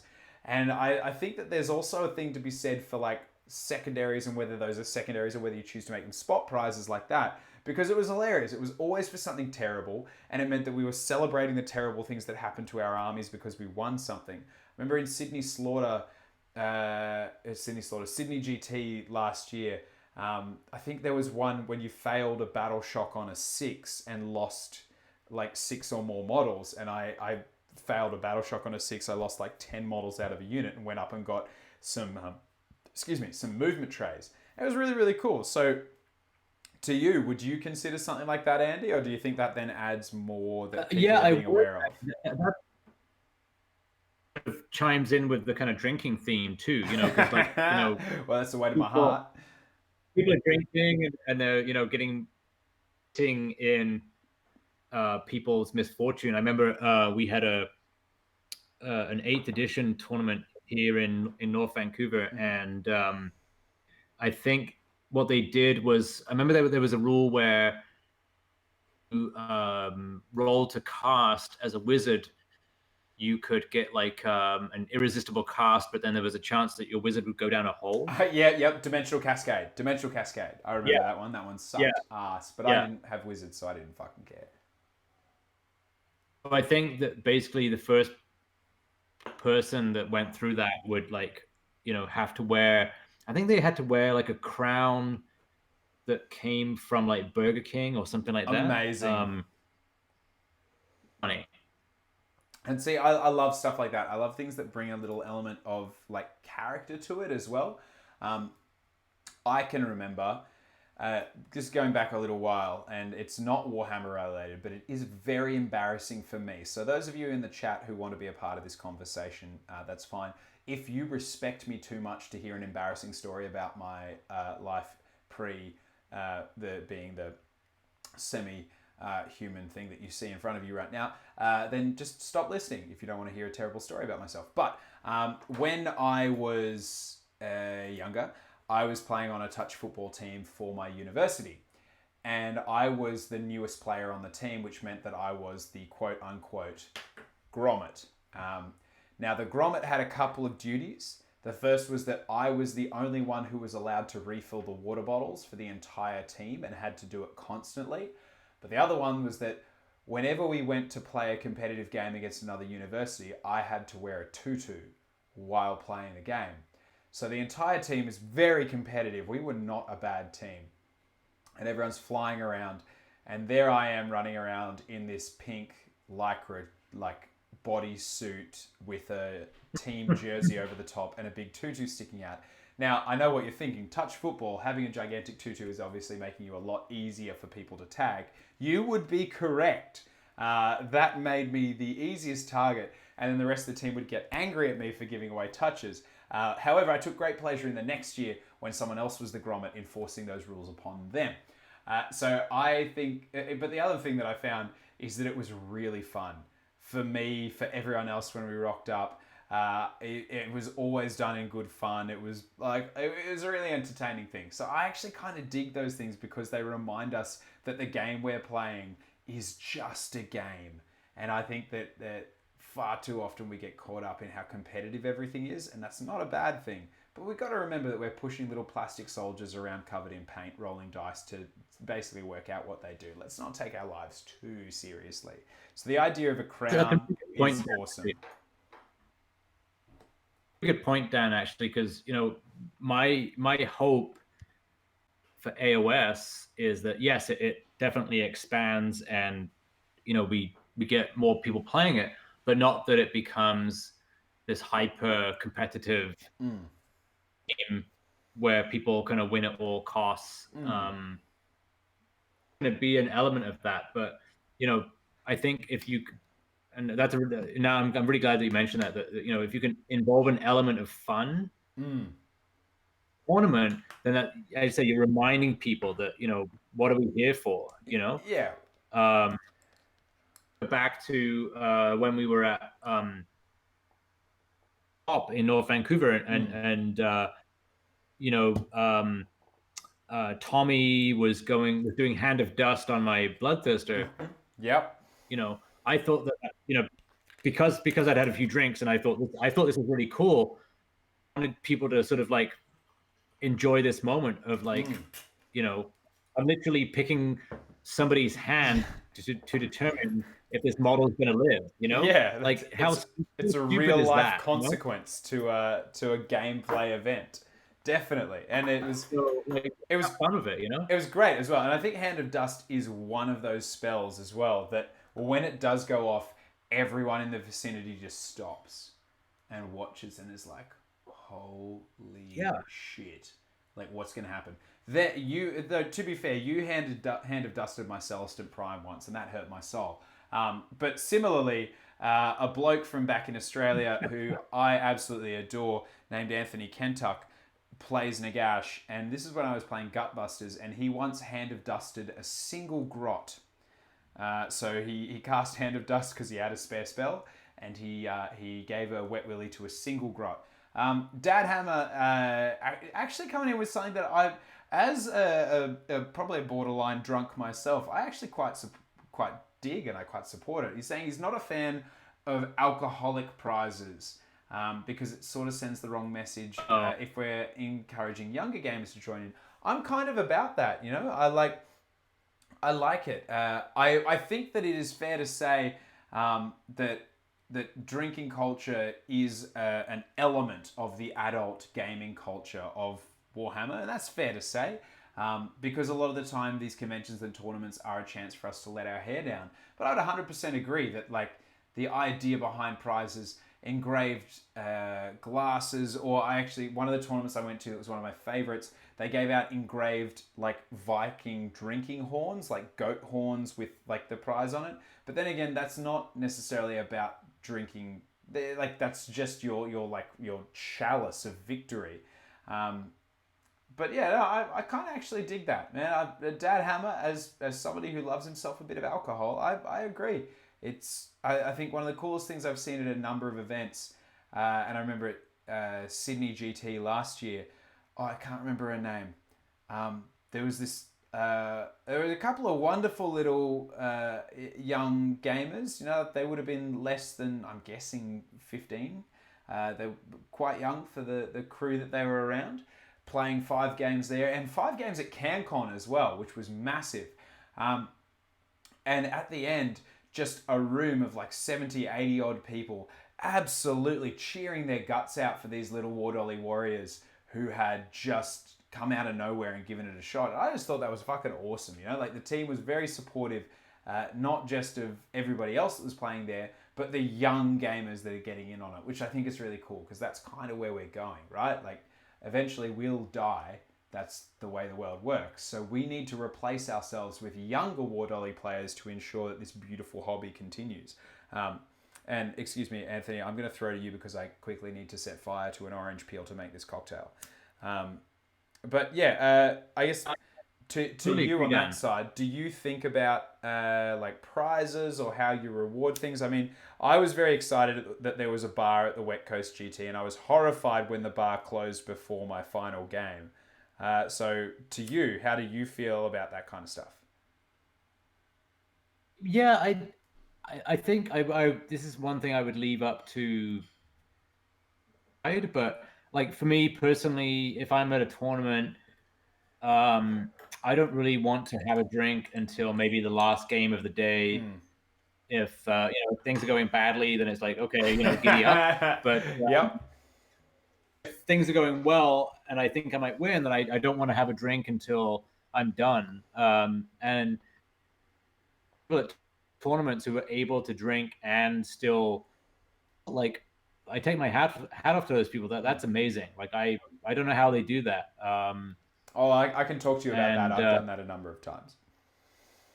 Yeah, and also the other factor is, people that I was chatting to somebody about this recently, actually, about how you've got a stinking hangover. Um, is that much fun to be playing Warhammer when you're like just totally hungover and Mm. um, Yeah, and I. and- yeah. Yeah, no, go ahead. I mean, in my first game, of the tournament, and I was horribly hungover. When the guy beat me in like 45 minutes, I actually wanted to give him a hug because that was the best thing that could have happened, Yeah, right. You're like, thank you so much for ending this and putting me out of my misery. Yeah, now I can go lay down over in the corner. Yeah, curl up into a ball. And see, I definitely love a good few or more drinks at an event. I'm a big fan of it.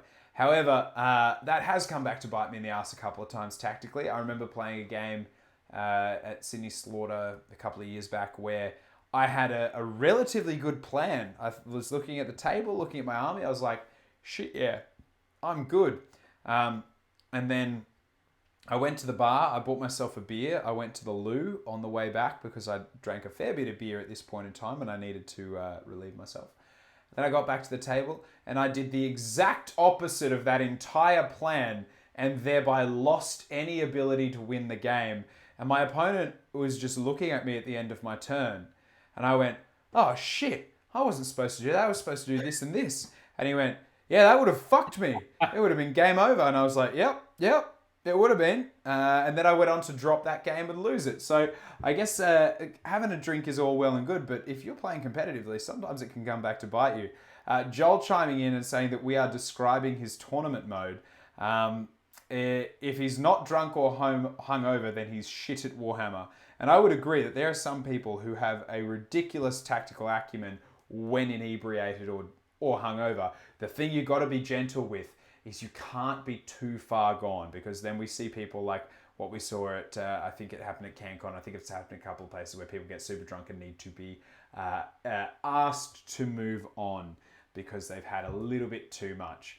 But yeah, I actually think that's an important conversation to have, Dad Hammer. Thank you for bringing it up. This show often gets sidetracked on conversations of ridiculous nature, so I kind of dig that today we got sidetracked on a conversation of a relatively important nature, which is that we need to be accessible to everyone.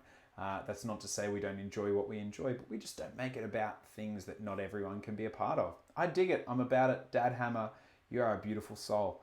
And also I love the shit you do, so I'm kind of like a fan regardless.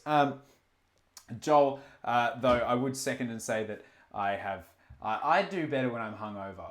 It's interesting. The events that I come to day 2, like if I win 3 games day 1, right, I usually don't drink because I'm like, oh shit, I need to be really careful because I'm in a rough place. And then I don't get super drunk that night. I rock up feeling relatively fresh the next day. Whereas if I go to an event and I get hammered to the eyeballs that night and then rock up in a terrible place the next day, I seem to do better. So I think that there is something to be said for, like, you know, the luck of an idiot or the luck of the drunk. Because that's definitely something that seems to come my way more often than not. Andy, you mentioned before that you've been super drunk at events. Have you found that being really drunk has been an advantage? Maybe. I mean, so the tournament I was mentioning there, where I lost game 1, I then won my next 3 games in a row. Right. You know why? It's like you know when they talk about a drunk person falling down the stairs and they don't have a mark on them because they just went super limp. Maybe that's it. You were the Warhammer equivalent of a drunk person falling down the stairs. So nothing could harm you because you just bounced your way safely to the bottom. So yeah, like I'm just saying, like maybe that was it. And I have fallen downstairs while drunk, and it definitely, I think it helps to not be able to Yeah, feel well, it. I mean, like, I guess that is the other side. It's much easier to take a beating when you're drunk. So if someone's just absolutely pushing your poo in and wrecking you from turn 1, let's say Flesh Eater Courts players. Flesh Eater Courts players out there, if you are going to take a Gristlegore list or like a Blister Skin Dead Watch list that just fucks your opponent turn 1, at least have the good graces to buy them a couple of beers beforehand so that they can go limp before the royal ass whipping that you're about to give them. Because that royal, I mean that in the literal sense that Flesh Eater Courts are just royalty. Because you should be gentle. We don't want to punish people unnecessarily. All right, that's pretty much that's it. That's the sidetrack that we went on from Secondaries. There's only a couple of last little things that I want to talk about today. And the first is that I've been getting a lot of messages from people because I posted a photo of some conversions that I'm doing on Twitter, which you can check out at the thing there. That's the Twitter handle if you want to find it.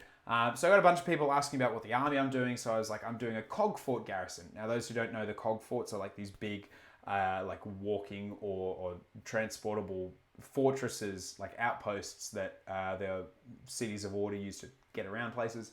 I read a couple of stories about them, got really excited. So I wrote a list. And it's also a super shooty list. So fuck you, everybody else. Shooting meta coming back and forward. And I thought I may as well have a look at the list. And if anybody's particularly interested about it, you can ask any questions and whatnot. So the list that I'm looking at taking, or that I'm converting up, it's not super competitive. It's a fuck ton of shooting. So I actually think it'll be terrifying for Flesh Eater Courts. But it's a Hurricane with Battle Mage, a Lord Autoknighter, a Knight Incantor, and a Knight of Zeros.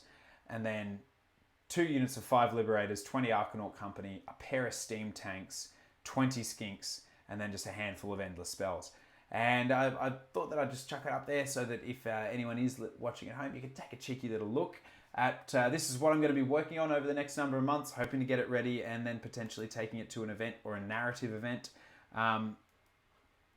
Yeah, Dad Hammer, mate, I'm super keen. I'll have a chat to you about the Cog Fort once it's done. We can have a wicked little chat. But I at the moment am finding myself very excited about playing themed story-driven armies. So I tried to kind of find a little balance between fun stuff that's also really good, but not necessarily only taking the things that would kick ass. So yeah, I put together a list that kind of leans on shooting and but very good accurate shooting, and doesn't have much legs when it comes to bodies on objectives. Andy, I guess I kind of want to ask you, like so you're a big corn player and a big death player. Do you find that the like for you when you're putting a list together, it's about like the competitive side of things? Do you find yourself looking at narrative? Do you build lists depending on what you're doing? Like, where do you go? Yeah, I think I try to take kind of an iterative process with my list building. So I play games, and then I think about what worked and what didn't work, and I sort of make judgment calls based on that. I am, I'm always kind of thinking ahead to, if I sign up for a tournament, what am I going to bring? I want to bring something that at least is competitive, but I'm not, I don't really want to bring something that's just going to, wreck the whole thing. But Yeah. I definitely want to bring something where I have a good time. So yeah, I think I definitely lean towards a bit of competitiveness, but not, And that and not sort of like, not just the crazy power that's going to curb stomp everything it looks at.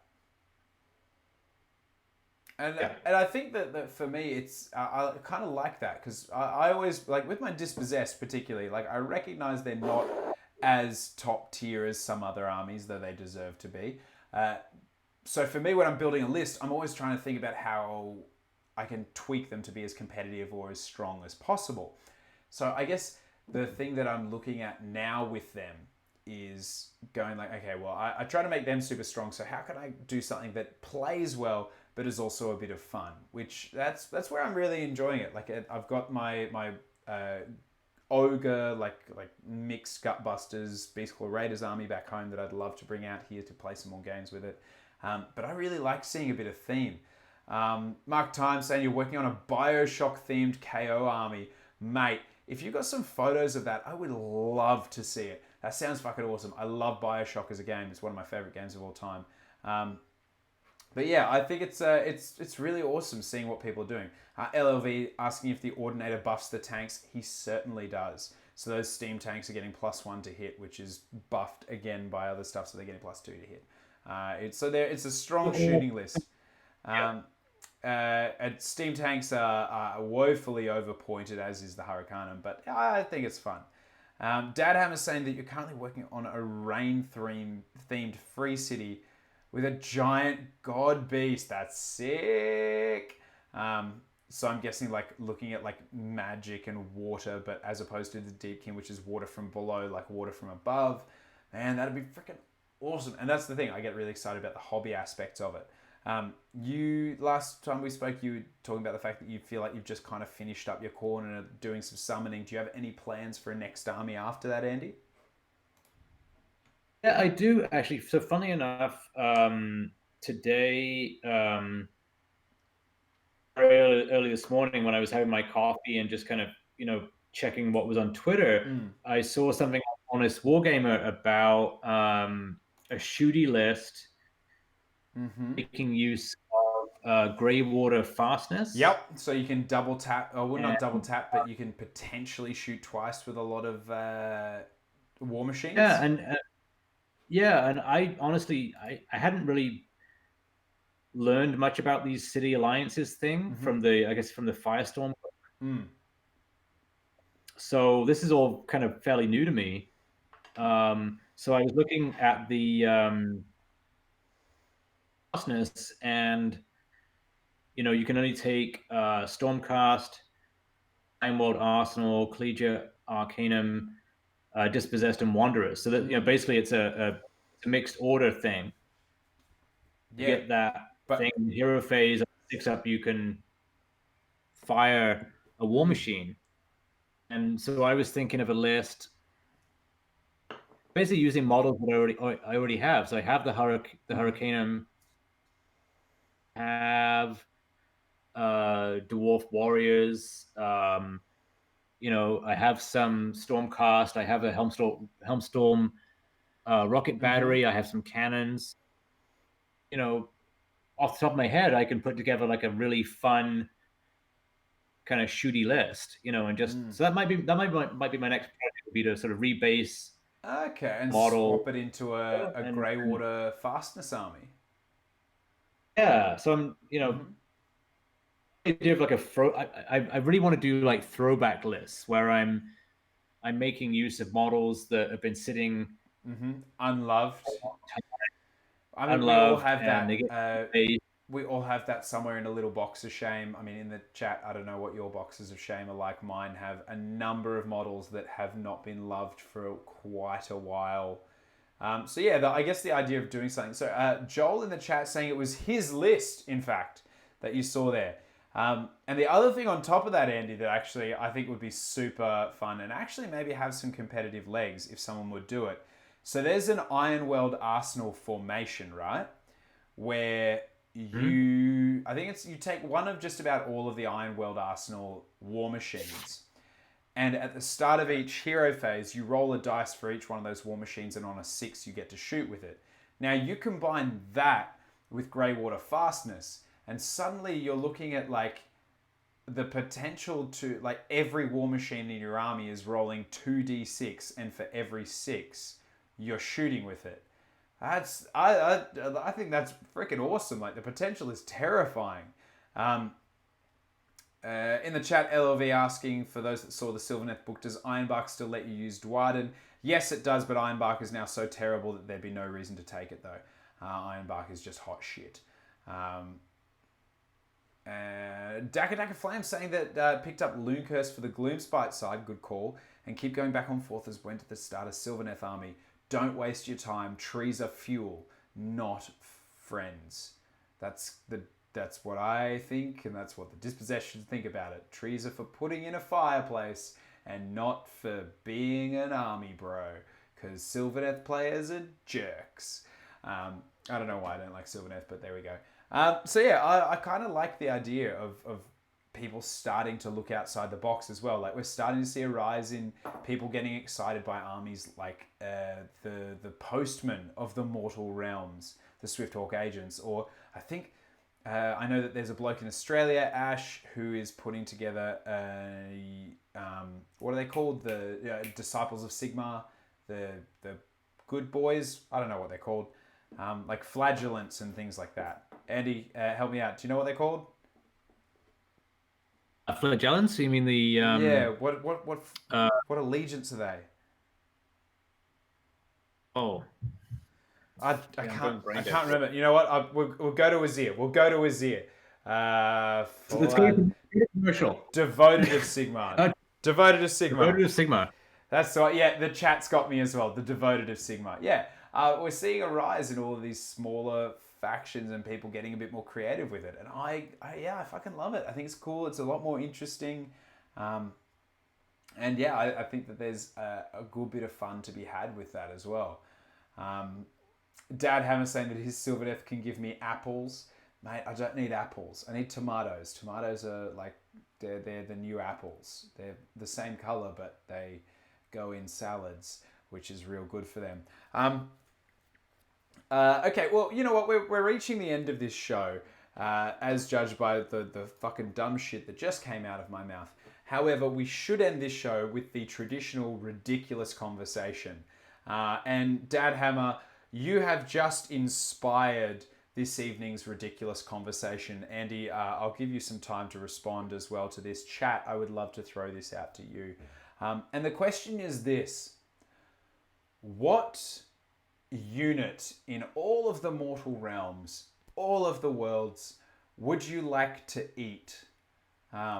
So if you could take anything out there, just any unit, any character, any named character, any monster, any creature, anything that you could take a bite out of, what would you like to eat, and how would you prepare it? Chat, this is over to you. Whether you want to join in, Andy, do you have anything you'd like to add? I guess I'm thinking like now this is really perverted. Like this is like now I'm kind of regretting the fact that I've had a few drinks because Yeah, like this because like right now you're hungry for something weird.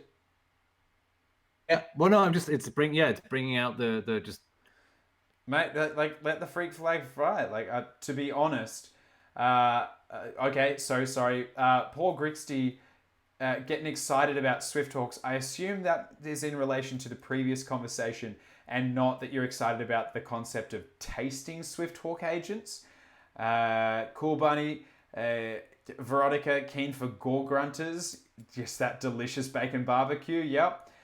Dad Hammer wants to eat a balefire Taurus because it is steak that cooks itself. That is amazing. That's so good. Yeah, I like that. It's like it's like Brazilian barbecue. It comes to you cooked and ready to go. Andy, do you have something you'd like to eat? um I I just think of Slanesh because I'm just warped like that, Yeah, I yeah. don't know, like it's just lightly lightly grilled. Um, what are the mounts of Slanesh? Oh, the fiends or no Hellstrider. The seekers or Hellstriders or I don't know Yeah, what they're called. The mount is called. I think some lightly grilled seekers. Yeah. Um, in the chat, Cool Buddy's saying that you should pick witch elves. That would actually no. Technically, it would be an elf, so I don't think it would be cannibalism. Is it close enough to call it? Does eating an elf if you're a human and you eat an elf, is that cannibalism? If you're an elf and you eat dwarf, is that cannibalism? I don't know. Chat, that's over to you to decide what cannibalism is, or potentially Wikipedia. Deca Flacker Flame saying one of the Ideneth eels smoked. Mark also agreeing with eels, yeah. LLV wants to taste witch elf. Okay. We got a good bit of people there. Yep. Cool Bunny lamenting that you chose that. Ideneth has plenty to choose from. To be honest, if I was to choose, I'd like to try sashimi hydra for two reasons. One, it's kind of a fish, so I assume that it would be delicious. However, like if you think about like a hydra, right? You cut off its head and it grows back. So if you were having like a sashimi hydra and you had a really sharp like sword, you could just keep serving it for the rest of time.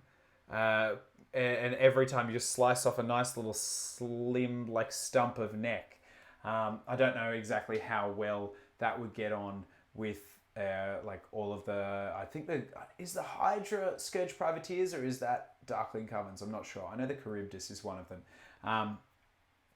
Yeah, and Dad Hammer bringing it up. When you eat a piece of Hydra, do two more grow back on your plate? My concern would be that if you ate too big a piece of Hydra, then an entire Hydra would like grow back in your stomach and burst out of you. Dad Hammer saying that we've solved world hunger. There is no reason for world hunger in the mortal realms because everybody can just have a delicious slice of Hydra and then it grows back and then you slice it again. Order Serpentis, sorry, is the correct one. Order Serpentis for those guys.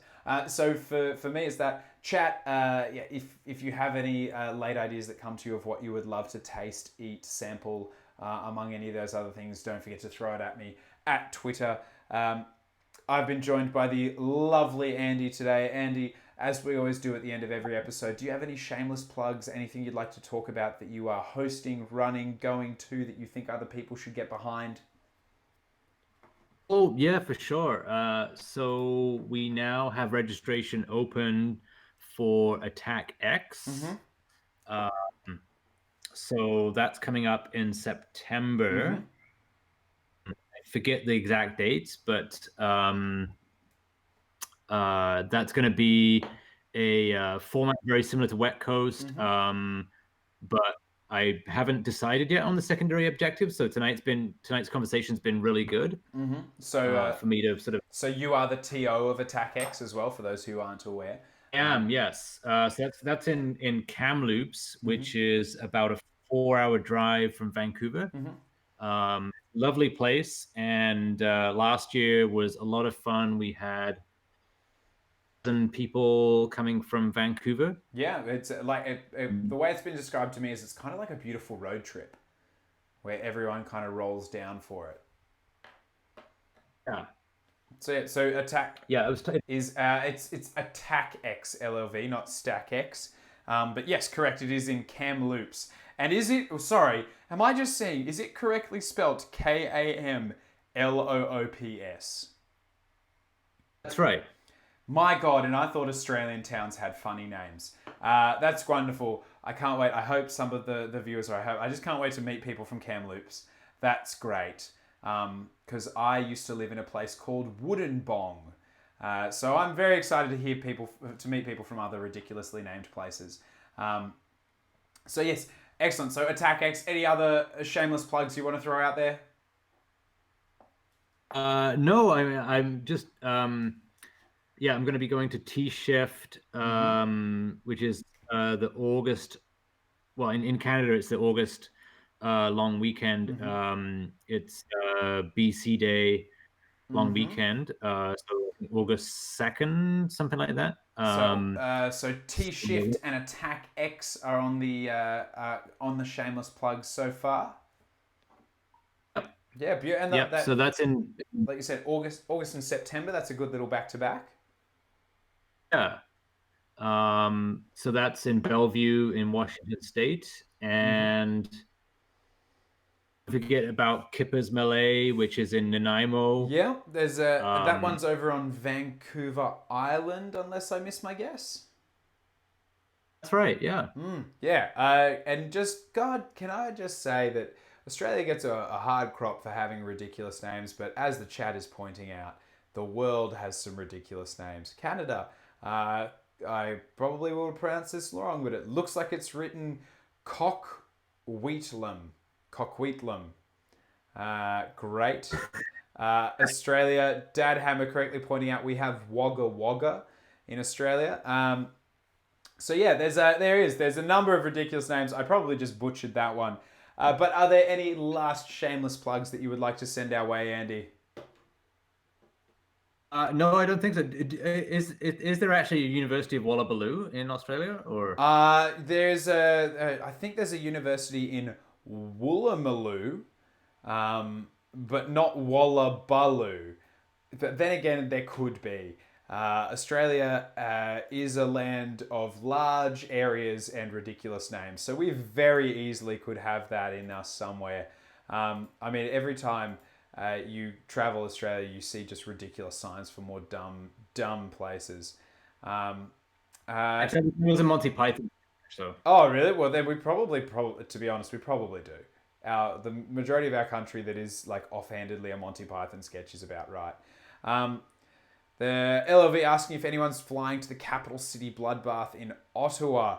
I've been looking into that one. I'm kind of keen to see what it's like. Apparently, it's relatively fresh on the AOS scene. So yeah, I'm keen to give it a look. Apparently, Dakar Flacker Flame saying that there is a Kalamazoo in Michigan, which is all right. So yeah, obviously the takeaway from all this is that Age of Sigmar and War Dollies is just exploding at the moment. So yeah, can't wait for the next one. And yeah, I hope that talking about secondaries is gonna spark a little something nuggety in your brain for you to think about for the next event. thanks. Yeah, that I'm totally all this stuff tonight. I mean, look, let's be honest. We should definitely have a few more drinks, which is the best way to think about anything. I find since I've become an adult, because I find life in general far too scary and planes terrifying. So you need alcohol to travel anywhere for me. But that's unnecessary. Budtastic guy is coming to see. Yep, coming to the capital city bloodbath. And yes, the Honest Wargamer will be covering the Capital City Bloodbath for the 40k event. But Kamloops is wine country. Sorry, LLV informing me that apparently there's wine in Kamloops. That is very good news for how alcoholic I am. Maybe like prior or after or during the lunch break, I could go on a little wine tasting or something.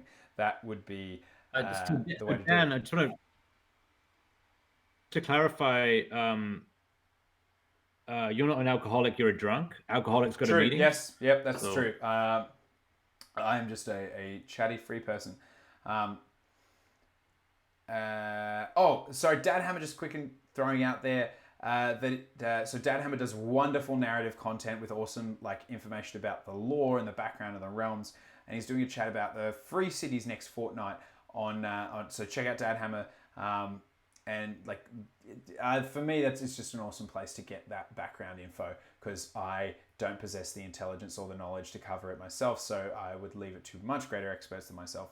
So check out that one if you're keen on the free cities like Tempesai that we were talking about a little earlier today, or the Greywater Fastness. Give that a look. Everyone just chatting about wine now, which is getting me very thirsty given that I've just finished another bottle and I'm down to my last little bit here. So we probably time to wrap it up because you don't want to see me if I'm not functioning on alcohol. Andy, thank you very much for joining me. Anything last that you would like to leave us with? Any pearls of wisdom other than you would be really interested in eating weird Slanesh demons? yeah, now that's stuck in my mind, and I'm gonna go to bed tonight thinking about what I might want to eat from the mortal realms. Good. And disturbing, but that's okay. Oh no, I think that everybody should be thinking about what animal from the mortal realms they'd like to eat. And chat, for those of you who've joined us late, I'm so sorry that you've missed a chunk of this. We were our last like ridiculous conversation piece was we were discussing what animal from or what creature unit from the mortal realms, if you could eat, you would eat, and how would you serve it.